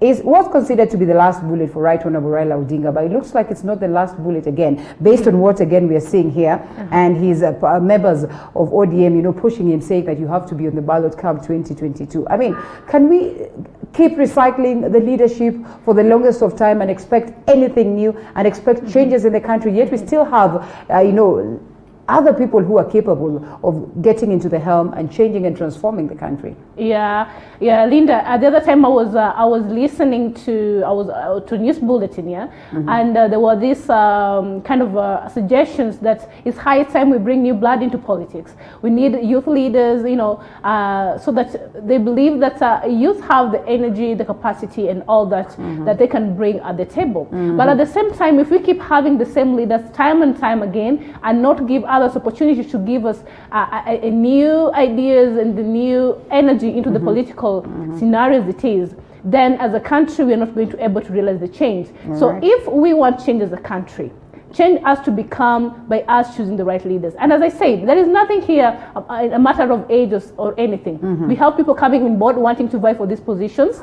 So if you have an issue, as for example with Raila Odinga being agely and he's supposed to go home not to vie for any position, then you have an option to choose the leader you want. All right, and Edgar, I think I'll ask the same question. Yes. I mean, look across Africa and one would ask, don't we have an opposition leader or a strong contender that would march in and take the place of Baba, that would march in and take the place of Kizza Besigye, that would march in and take the place of these figures, you know, that have been there in politics for the longest of time. Let's even overlook the presidency, the likes of Museveni and all that. I mean, don't we have others that would come in and match up to the game of being the best opposition leaders and transformers?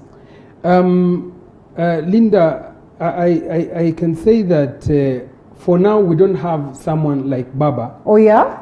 And if he has no other bullet, we can still give him one more. Can he nurture somebody? Can he nurture somebody? Yeah. We can go to the store, pick a bullet, and we can give it to him. Yes, you can come in, Kijana. I know you're itching wherever you are. Yes, let me just finish before Kijana comes in.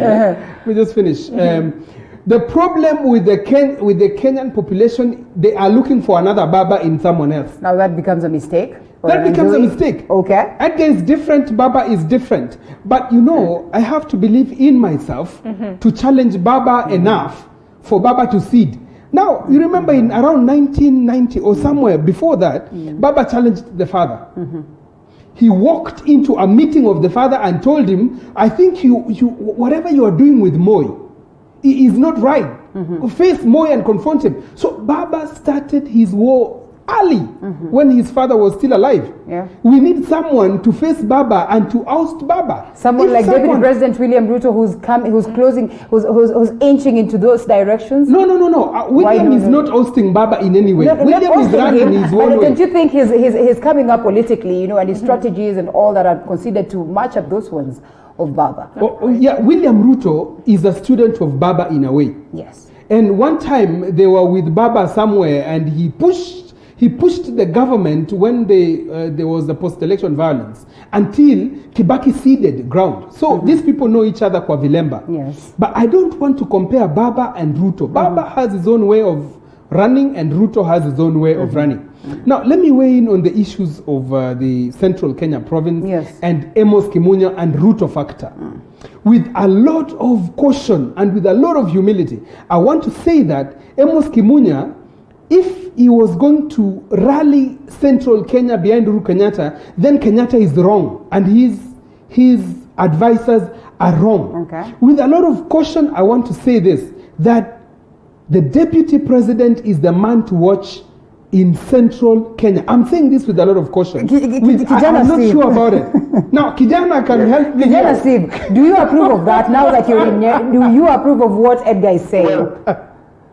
Well, what I can say before I even go back to the opposition issues is that Central Kenya, currently I can say that 70% of the people, their feeling is that they believe that William Ruto deserves his part in government. What happened to the statement that you can only rent a Kikuyu but you cannot buy them? But you cannot buy one. Yes, well, you remember in 2013, in the run-up to 2013, it was agreed that, this alliance that had Mudavadi, that it was going to be Mudavadi who would run. And before 2013, some years ago, or 2 years ago, you will not expect that Uhuru Kenyatta will be a front runner for the 2013 general election. Kikuyus, as I say, you just need to place an enemy figure, just like they had placed in Raila Odinga, and they will now come up in large numbers to vote against it. So right now, the feeling is that the people right now are with William Ruto. But as we move forward to 2022 elections, what their kingpin, who is Uhuru Kenyatta, will tell them, it is likely to influence how they will vote. The moment Uhuru Kenyatta comes and tells them that I have these issues and these reservations with William Ruto, these people are going to really move forward in that direction. The So the 70% are not genuine with DP as it stands. As it stands, 70% of the people in the mashinani, if you go and ask that Mama Mboga who is in the village, and especially having been oppressed, you've seen the kind of taxes that have been happening and the kind of policies that have been happening.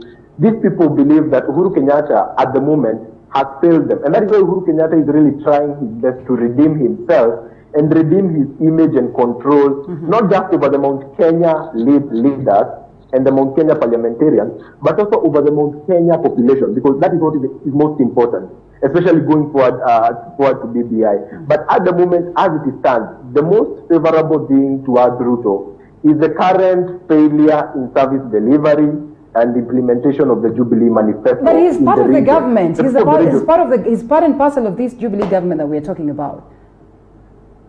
Well, he has. If you look keenly, how the likes of Ndindi Nyoro and those who move forward with him, especially from these regions, they have really been running an agenda that William Ruto no longer has stake. Okay. He no longer has influence to make any decisions, to implement any policies, any government project on behalf of the government.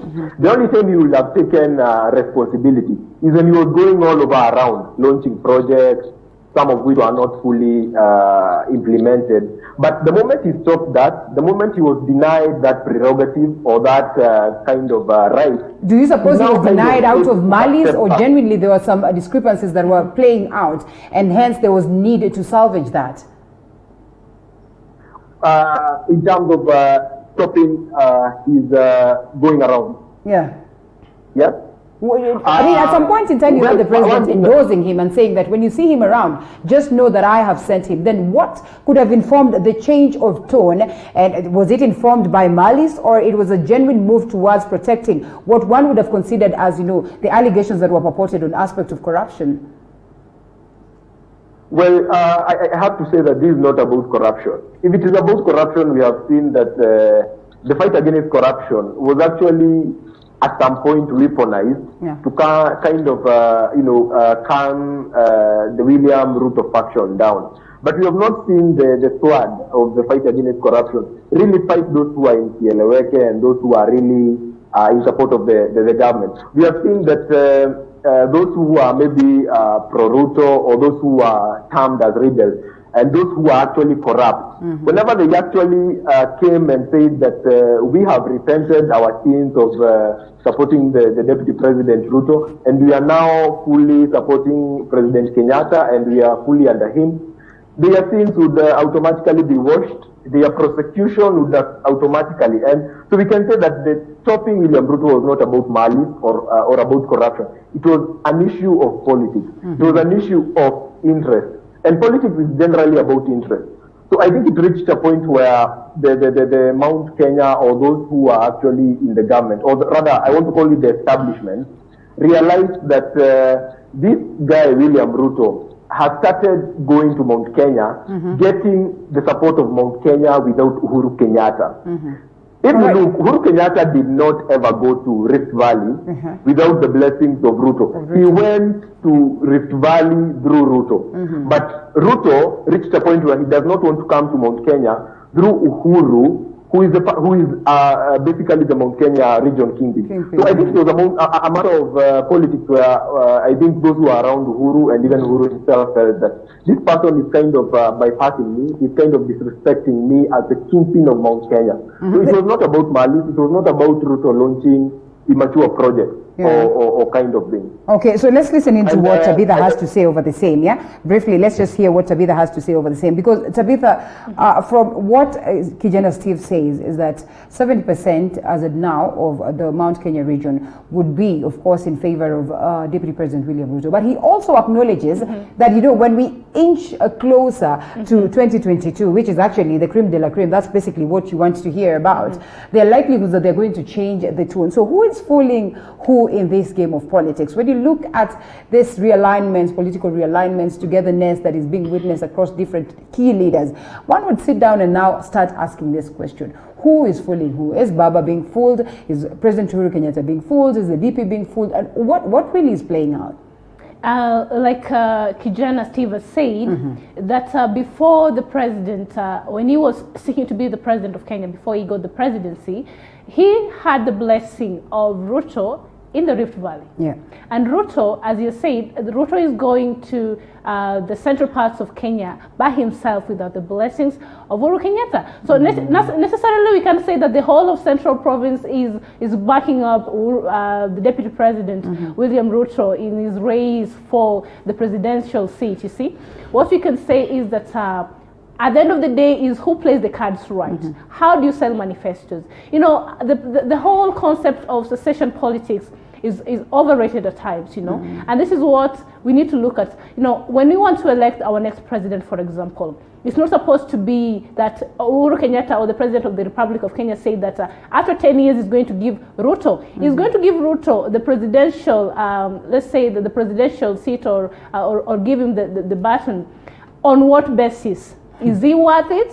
Has he proved to Kenya that he's worth holding a presidential office? So it should be on the basis of merit and what he can deliver. The service delivery and how he can fight corruption and how it can bring Kenya into a stable place is what is important. The interests of the Kenyans. You know, it's not all about party ideologies and interests. Like the other time I was listening to David Murai, they say that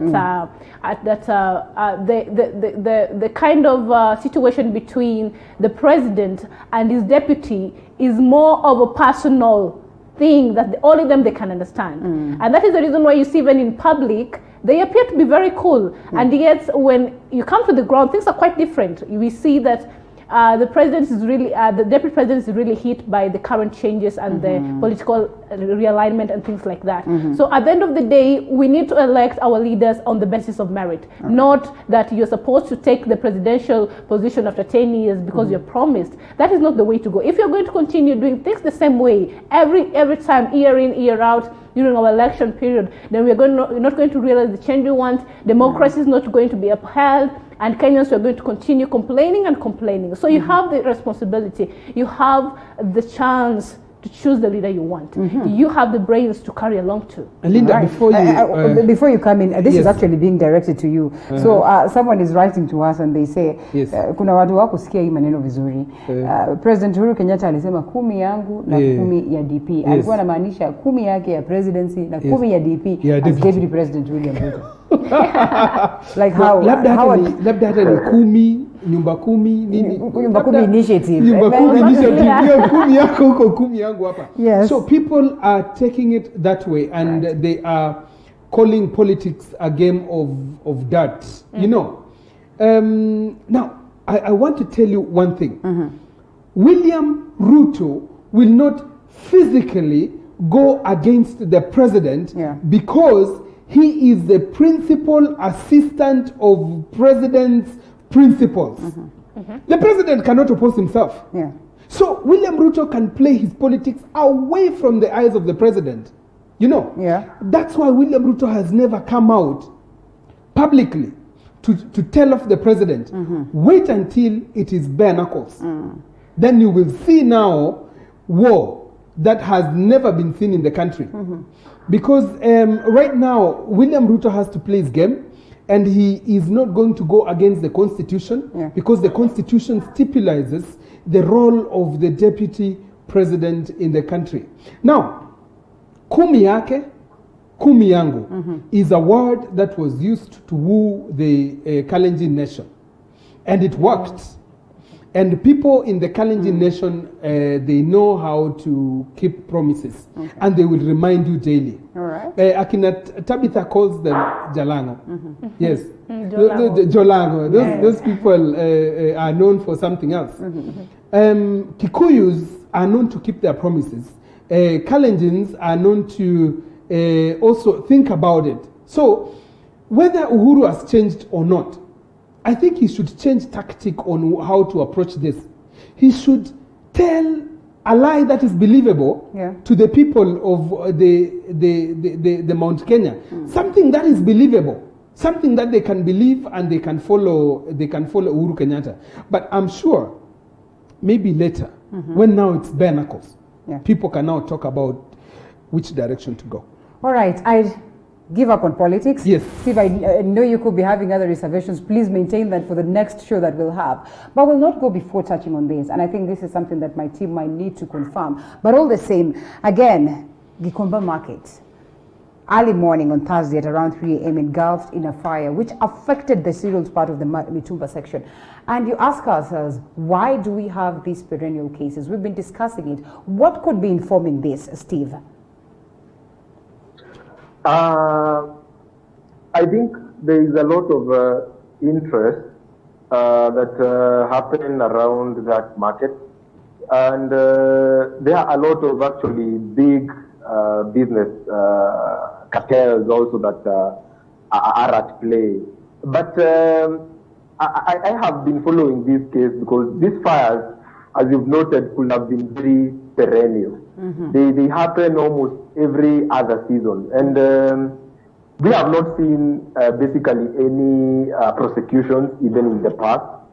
We do not know where this kind of fire comes from. So I tend to believe that it is either we have seen in the past when there is a tendency of when you want to really kind of push people away from somewhere, you really start by really kind of showing them that you are not welcome here. And the only way to show you that you are not welcome here is by trying to show you that to kind of just conduct fires or just bring kind of chaos. And I had seen in the past there was an attempt to actually take it over and convert that kind of land in the past. But I think what is happening is I think a lot of business interests at play, or probably land issues that could be at play, because the only reason as to why I will ban your place is if I want you to go.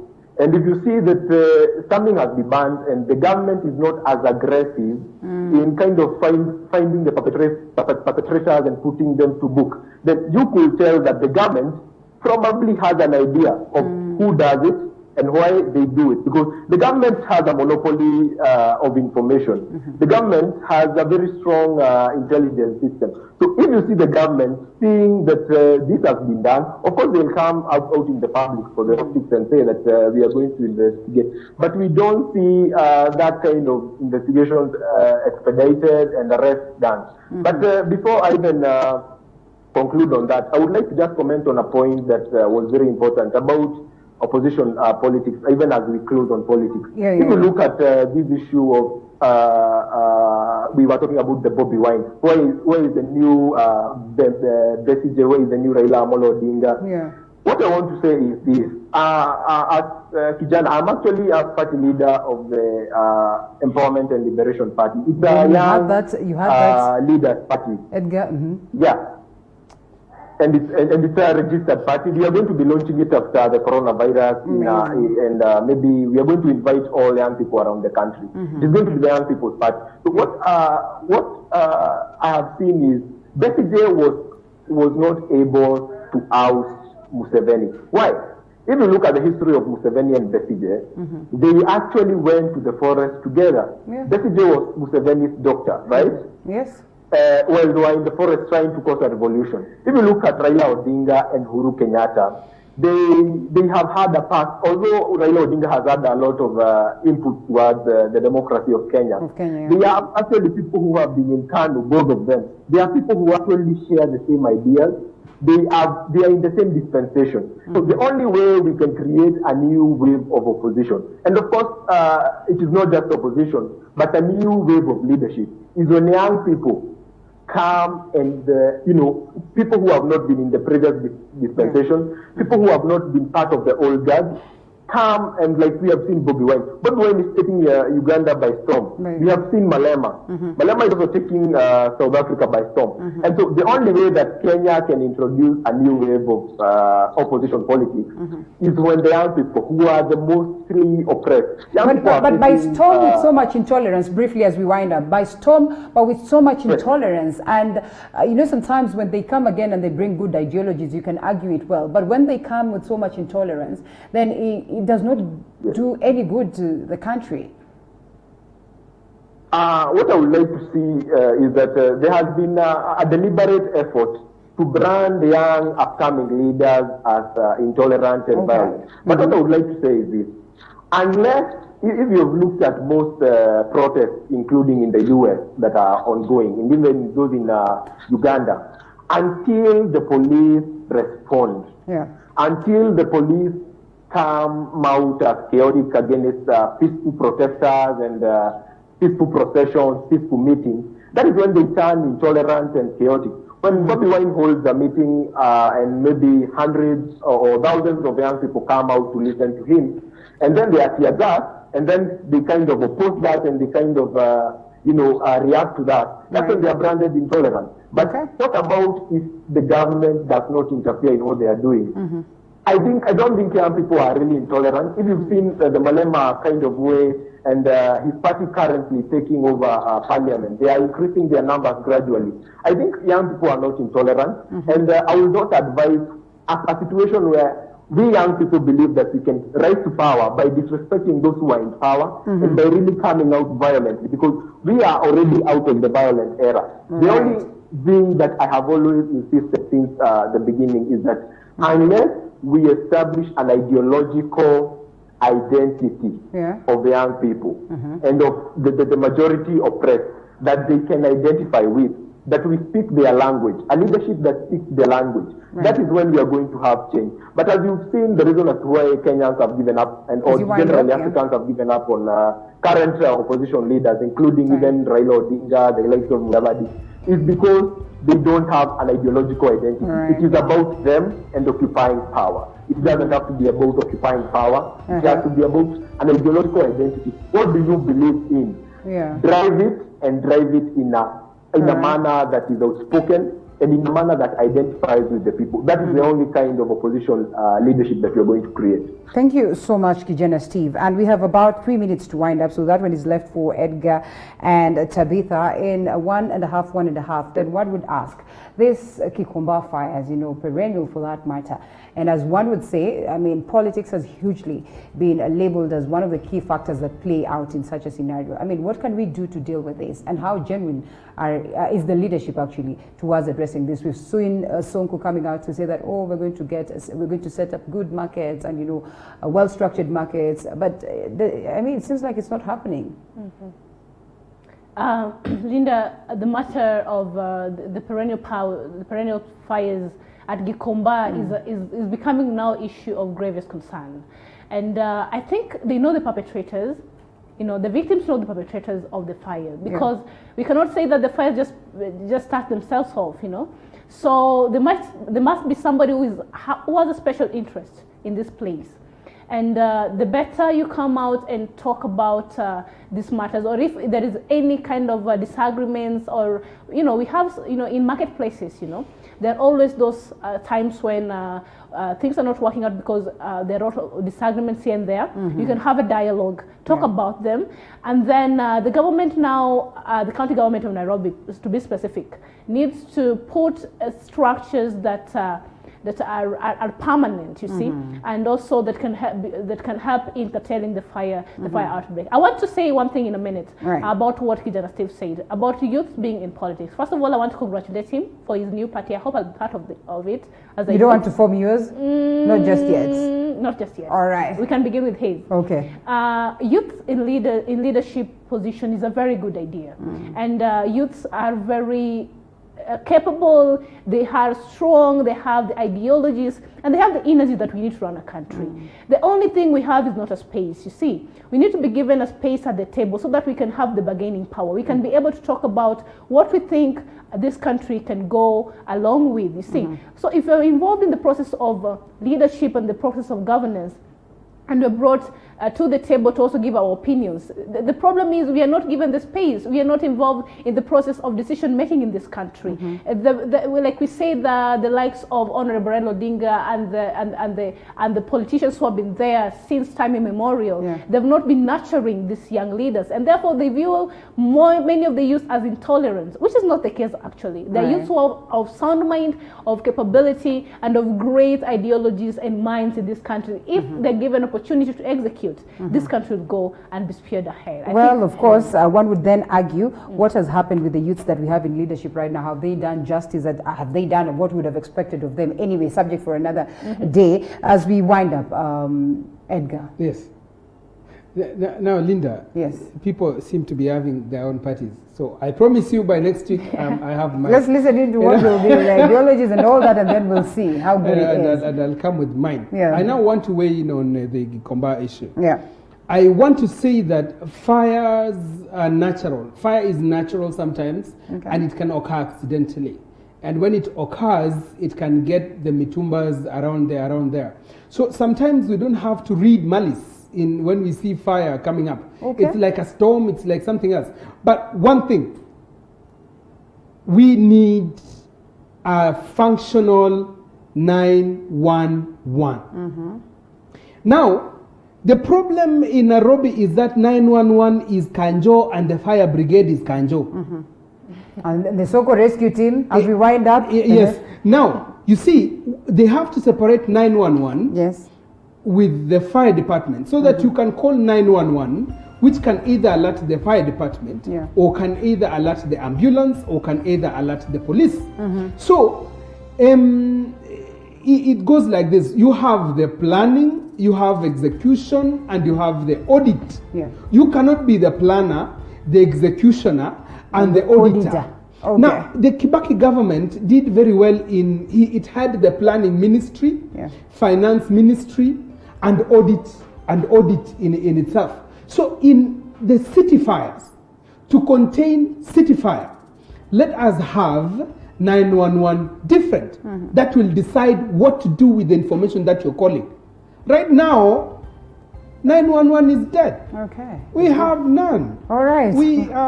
Kenya is in a dust. Well, the numerous times we've tried calling that, but sadly time is not on our side, Tabitha. Let's just wind up on this one because we have another segment coming on board on matters lifestyle, a whole different, ease altogether as we move into the entertainment industry. So, Kijana State political scientist Edgar Kosgei, political analyst, and Tabitha Ogutu, social justice advocate. Thank you so much for your time. Forgive me, Tabitha, for starting with the gentlemen as opposed to starting with the ladies. But they say ladies first, men before. All the same. Thank you so much for the great insight. Thank you so much for your time. Looking forward to see you some other time. And you do not go anywhere because we'll be right back with much more.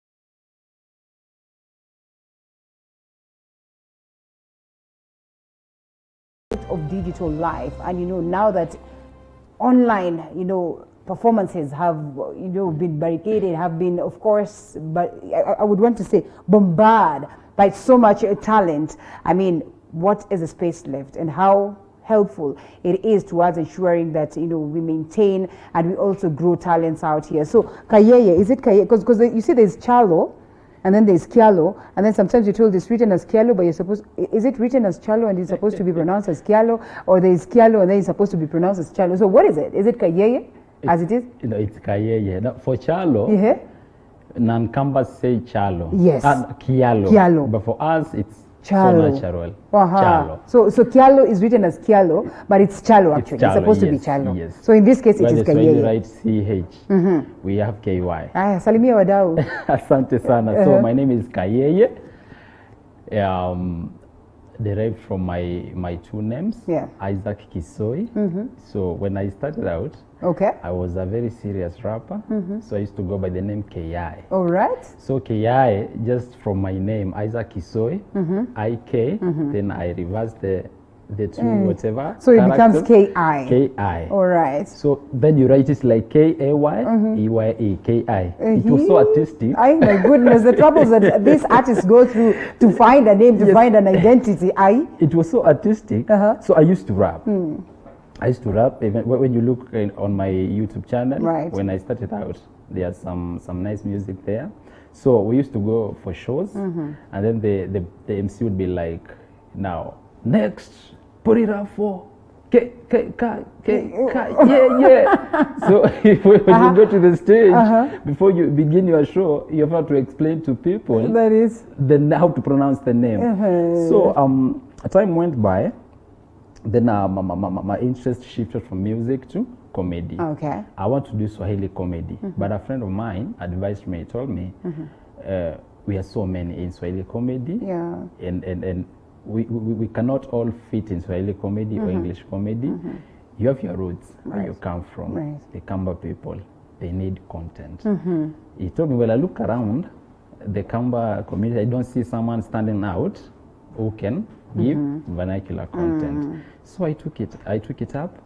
I started doing comedy, Kamba comedy. So for my name, my artistic name, I couldn't go far to search for another name. So I just combined the two, and then it became Kayeye. And you came and you've seen and you've conquered indeed the industry. A majority of you could be looking at you and smiling and laughing for no reason actually.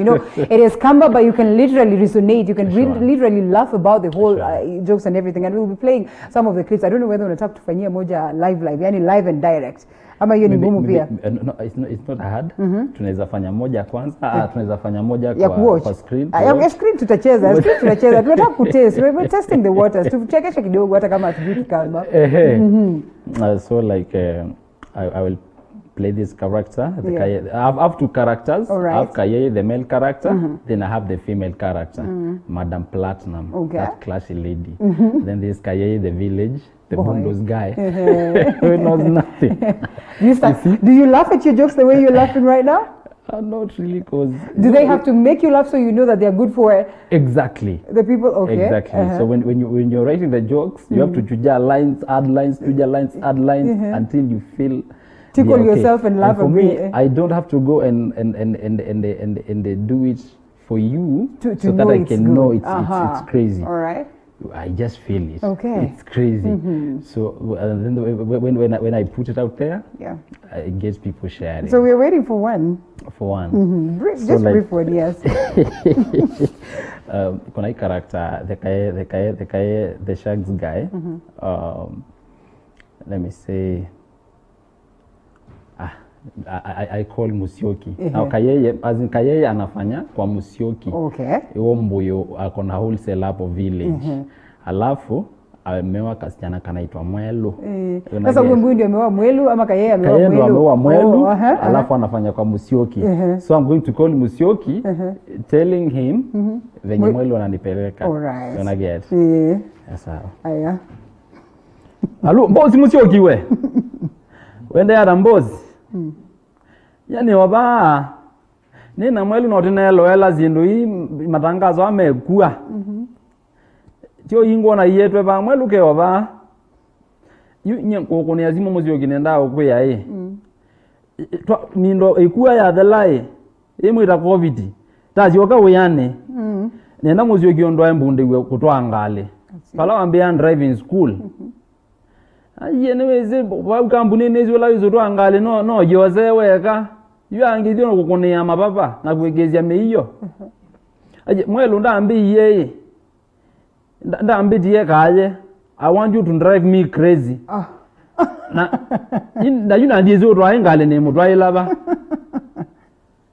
jao you come drive crazy ni komanya mapenzi mateze ene ai kuzi exendo ino mbunde sasa nezi naona azangi ne ilyo ibala mbe wagele juka unaize ndiye zaenda ukasi yae nuko kwata mbebi kombele watamwalo bela bekao isa mbozi wetu one nawe ekana mbizi okela neze onaza kumunyangilia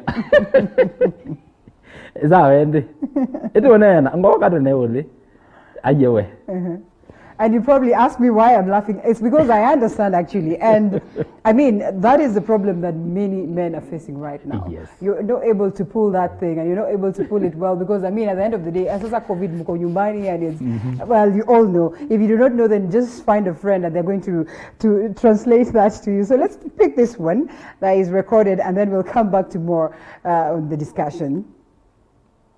Yeah, moyola na goi. No itavizie mbozi Musyoki mondo yaka neza ugwa ataba gwa atongi wa mube Alo Musyoki ai kwani ngukone ano lwa ikindu bekindu kinambula ana ni kabe yungu tonyelela kwakwa aye na guo wandikiro njumbo man wandikiro man na mwizo nji 800 grams eriwe nakura from better love ayi Musyoki ndo yango tabye side ya version wezawa mona ayi yune yona nini kale supervisor wagu supervisor wa Mboyo ayi mbozi yango tabye Musyoki ye kilazi kila yondi gilie na mina ikia kila nigete yu tikela kilazi ja usome diwazo ka in fact nekela kilazi mwalimu wale doliga bantu baroke dia good morning akatokolya mwati ndata nondo televa imwe aye mwalo ninge kwa jandi mwalo tyo omboni yona kazi mazima to dhuta kali kwa nivuti eko tabye nezela anza saluni yera wa embeneza ya mwaituma umwe kwero bendwa nziwe nayo mambeta hey handsome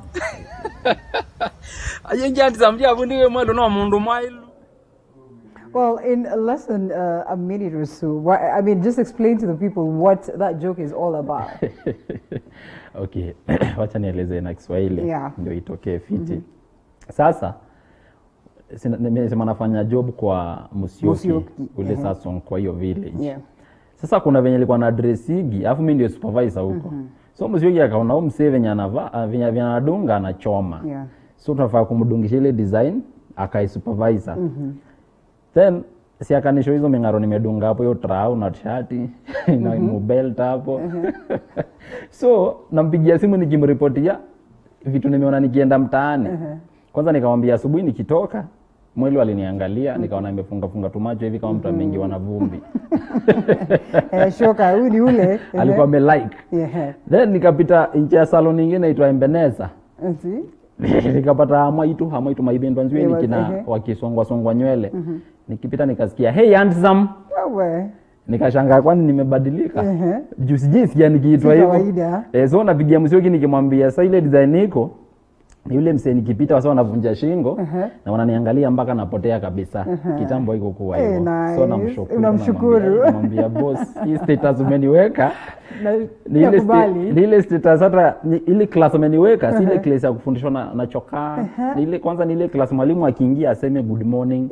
Anatuuliza mwati ndata. Anaweza so maintain.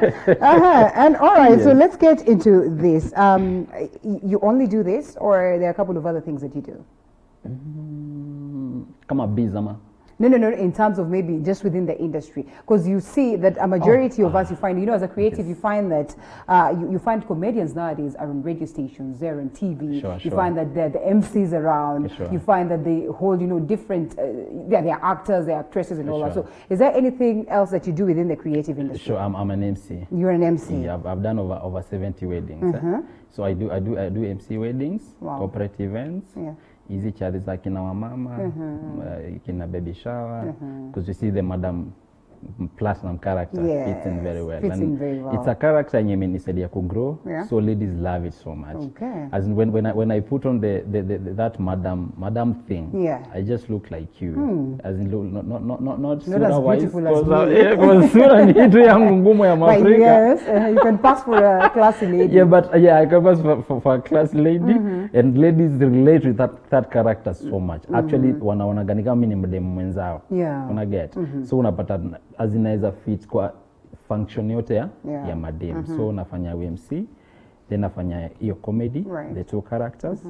Na biashara hapa kule. Now, speaking of which, the creative industry has hugely, let's just say all sectors have been, affected by COVID-19 as it stands right now. Could you just give us your experience as it stands? Sure. Like, let me start by saying, now for the comedy. Yes. I can say it's we've been so much affected for me. Because Yako is purely you record and then I put online. Online, yes. Now for the MC side, where we harvest a lot of sensible income, hiyo ndio imeaffectiwa sana. Because nakumbuka vile tulitajiwa the first case ya COVID-19, nilikuwa na bookings zimestretch out through mpaka June za MC. Like mupata events like every weekend. So vile walisema tu kesi imefika moja, then Uhuru akasema no social gatherings, no moving around, hivyo ndio job yetu ilikufa because unajua kula kwa social gatherings. So venye walisema tu no social gatherings, kila kitu ilisimama. So hata kama ni deposits zilikuwa melipwa, so mpaka zingine hata una have to refund na kitu kama hizo. So since then nakuja ikuwa na anything, then still as in the future ikai promising because hatujui, unasikia ni mpaka September ndio shule zitafunguliwa, so which means before your September hakuna social gathering itakuwa una get na bado hatuko sure. So tunafanya tuna hope tu, tuna live by hope. Tuna hope tu by hiyo September vitu zitakuwa poa, ndio tuangalie kama December mambo itakuwa fiti. So in short 2020 ni wasted. Wasted sadly. That's exactly what we were talking about hapa asubuhi. And also we say, you know, like when you speak about the uncertainty of the future, you know, pia kuna wase wengine wamerealize that do we even need these weddings? Wengine wanasema hata burials, do we need to do the big stuff? Unaenda tu hapo watano mnamaliza story. So again it poses so much fear. But also coming to the aspect of comedy, which is key that we are discussing right now. And the online platform and how open a space it has created for very many young talents and very many people to have employment. How has the space been for you, and what would you say about its growth? Oh, sure. Okay, for me, when I was starting out, sikuwa sure if this is the right thing I'm supposed to be doing. Unajua, because me I live by the slogan, passion first, money will follow. Okay, sikuwa najua vitu zitakuja kwa hivyo. So kila time nikikuona nakwambia Lina mambo unaona hiki kitu ita-work because siko sure una get. Alafu hiyo time tukianza unapata like following si kubwa. Uko na like 3000 likes kwa Facebook kama 5000. That's a big deal. Kuna watu wanangojea hata tatu tu.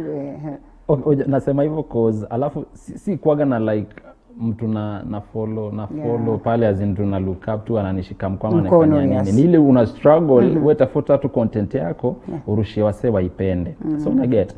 So venye nilianzaga the Madam Platinum character hiyo ndio ilipush.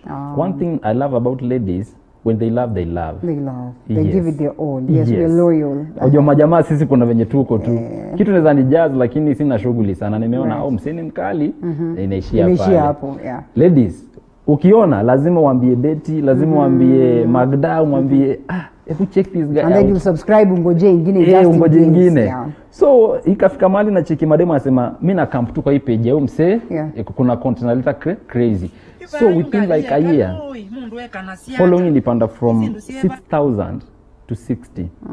Sasa niko 80k following pale Facebook. So sikuwa na. I hope umeshare mbaya. Actually nawaambia subscribe. Actually si mimi ushare ni mafans. I do my content as in mpaka kupia na ile analytical mind. Lakini lazima uwachapie ulikuwa TV47. Oh, hapa si mpaka niwachapie. Wase niko TV47 na channel yangu ni Kayeye Comedian. Waangalie pale Facebook Kayeye Comedian, Instagram Kayeye Comedian. So vile following ile grow, nikaanza kuona aya, kumbe following iko na matokeo yake. Nikaanza kuona makampuni zinani approach, niko na hii product na naona uko na following kubwa, kaniu nikajua kumbe iko kitu hapa. Kumbe hapa ndio maneno iko sasa. So juu inakupatia ile moral. Inapusha impetus yako, inakuwa ndio driving force yako. As in sikuwa najua najapata request kama hizo.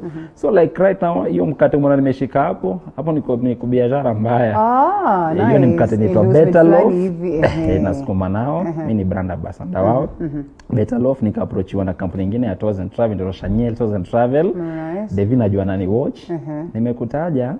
So hapa tutakuja tuongee vizuri. Mtanilipa hata mimi mtanilipa hapa my friend. Hakuna vile mnacheza hizo magame hapa hivi. Yes.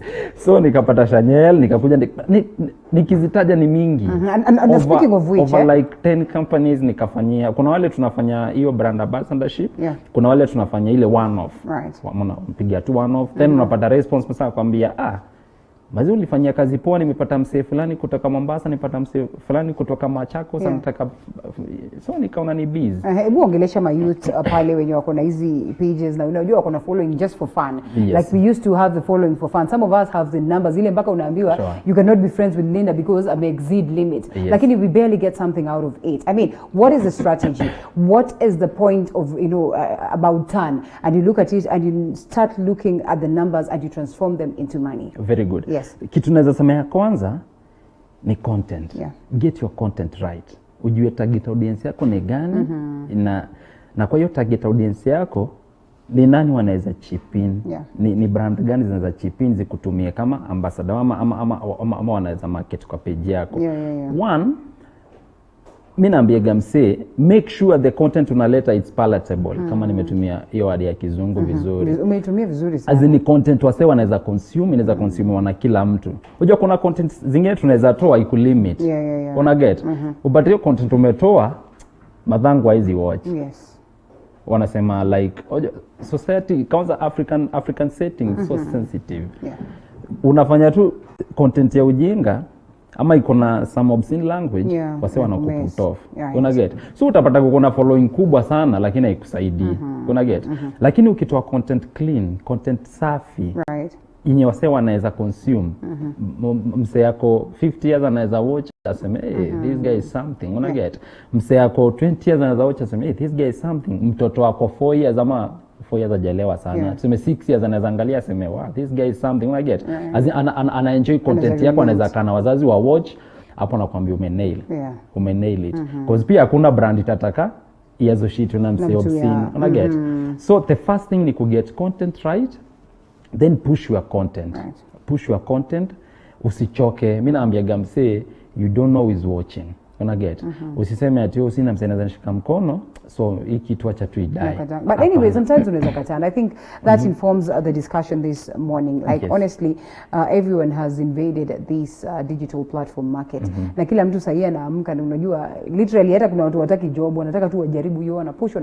Lakini yenyewe it just doesn't work. In as much as maybe you could be having good content. Like honestly, what would be your advice to such people? Yes, push.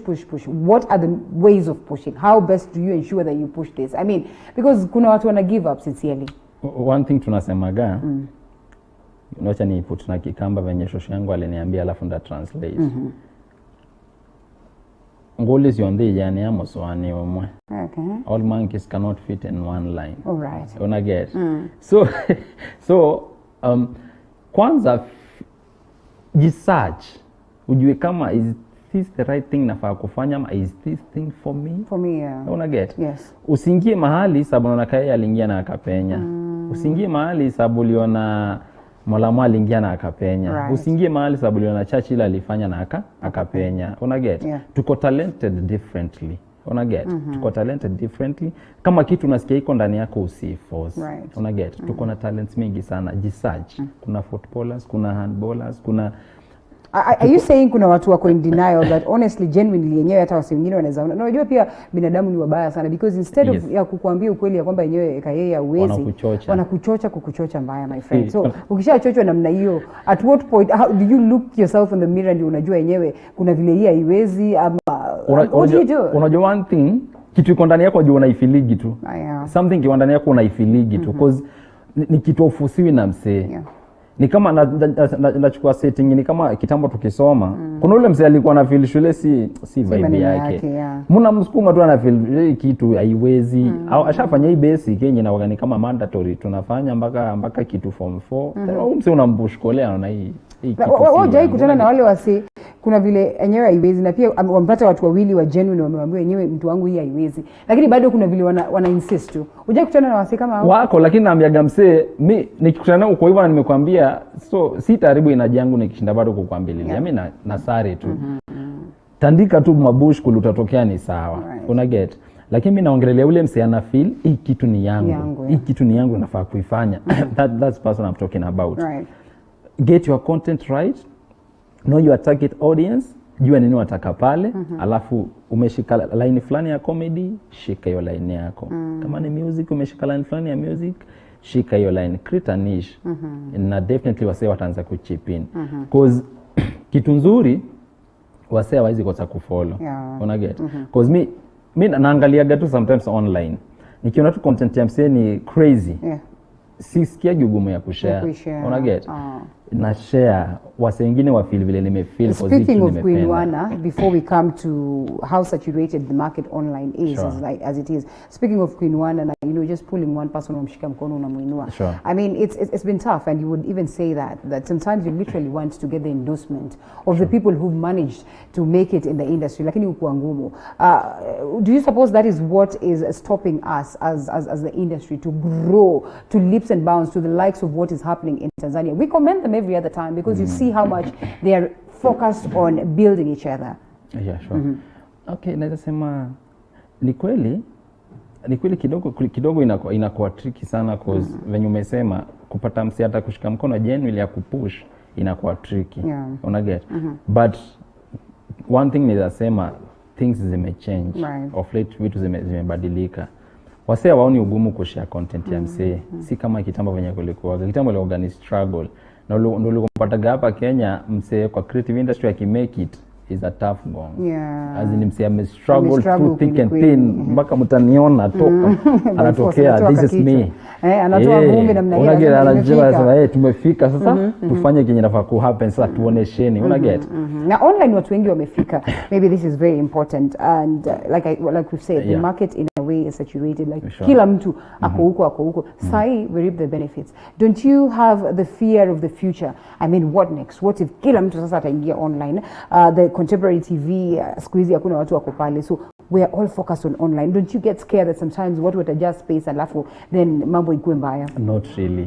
Not Kenya is the space that wide? Kenya, very. Okay. Na kuna opportunity for everyone. The cake is for everyone. Is very big. Tunaweza share sisi wote. Na hapa ndo tunasemaga in future itakuja ikuwe survival for the fittest. For the fittest. Fittest in terms of as in hiki tunafanya is it long term? How long itaku sustain kwa industry? Una get? Ni kama tu venye tulianzaga shule tukiwa mbogi, tukiwa wengi. Mbona kuja wanalemewa watu wana drop. Analemewa watu wana drop. Analemewa watu wana drop anashika mambo mengine. Ni kama nikianza muziki tulikuwa tunaingia studio unapata tuko kibao. But watu wengine sasa si waonagi waliingia kwa ventures zingine. Hata ulitoka music. Pia mimi nilitoka music. Sema tu watu wengine as we wind up yes. Nilitoka music. So utapata as long as tunatia bidii kwa shughuli fulani itafika mahali feel this is not for me, it's not working for me. Hata nikipushaje haitaki. Nakwambia ni roho. Roho yako ndio itakwambia hiki kitu hapana. Wase watakuja wakijichuja. And venye tumesema hiyo cake ni so wide hatuwezi maliziana. Una get? Kenya tuko 50 million plus. Una get? Na bado utapata si Kenya pekee wana consume content yako. Pia nje. Unaona venye tu consume vitu za Kongo, Tanzania, nini. So mseki kwa tu mjanja aone huko kumekuwa saturated. What if ni Twitch content yangu kidogo nifikie wasee wako diaspora in terms of sisemi wa Kenya wako nje in terms of content yangu inaweza appeal wasee wako Ethiopia, wasee wako TZ, wasee wako Rwanda, wase wako unajua umewiden. Yeah, and now speaking of which, Yes. we have like 2 minutes to wind up. Yes. You are focused on this niche of the Kamba region and everything, Sure. and people are growing. People Sure. want to think about the future. So maybe you know that we be a Kasiri. What are your big plans for the future in terms of ensuring that again you maintain yourself in the market, because that's very, very important. You don't want to kula this money sahi, alafu 3 years down the line kidogo kayeye atumuoni, and it's an unfortunate story. Yes. So what are your plans for the future, and also what would be your advice to the people out there who are watching you? Now for me, nilikuja nikaona hiyo kitu nimekuambia, nikaona following ina resort something yenye inaweza sustain maisha ya mtu, livelihood ya msee, ama kama income, vitu kama hivyo. So ultimate goal yangu ni nikuja nikuwe na a very serious advertising agency. Okay. Una get kutokea following niko nayo, alafu kitu kingine najuaga na naambiwaga mtu ni watu kana mondo nando, sitamka peke yangu. Nasema tu example na ile kitu Churchill animomwangalia sana. So ukiangalia ile place amefika hapo sababu ya kugrow wase. Una get. So nikiona wase naweza grow na wao, naweza shika huyu mkono, naweza shika huyu mkono, tutoke sisi wote. Una get. Hata nikikuja kuanza kufade, huwezi kaa milele. Una get. Itafika mahali upate si appeal kwa wase sana. Pia uso imezeeka nini. So retirement plan yangu ni nikuja nikuwe na such an agency, mali naweza nacha talents za wase. Una get. Cause nikikuchukua nilienda nikuweke place, nikulie commission yako kama 10%, na niko na wase kama so hiyo inanibill, una get, na nakubili na way. So hiyo just nimegusia tu kidogo, but plans ni mingi sana. Plans ni mingi sana za kunisustain kwa industry. All the best, Kayeye. Thank you so much for your time. And this is what we're going to pick as we exit the stage, that Ubuntu is very, very important. Light one candle, light another candle, and yours will shine brighter. Thank you so much. All the best in whatever it is that you do. And we hope that COVID itaisha haraka, my friend. At least, man, we need to go back to normalcy. Ikataka kuisha tunaishi nayo, but all the same, tuta figure out. I mean, see wale wase. Thank you so much, Kayeye, the comedian. Thank you so much for keeping us company right from the time we started up until now. Kirobi is up next with Matukio Mtambuko. My name is Linda Alela. See you again tomorrow, same time, same place. Do enjoy the rest of your viewing.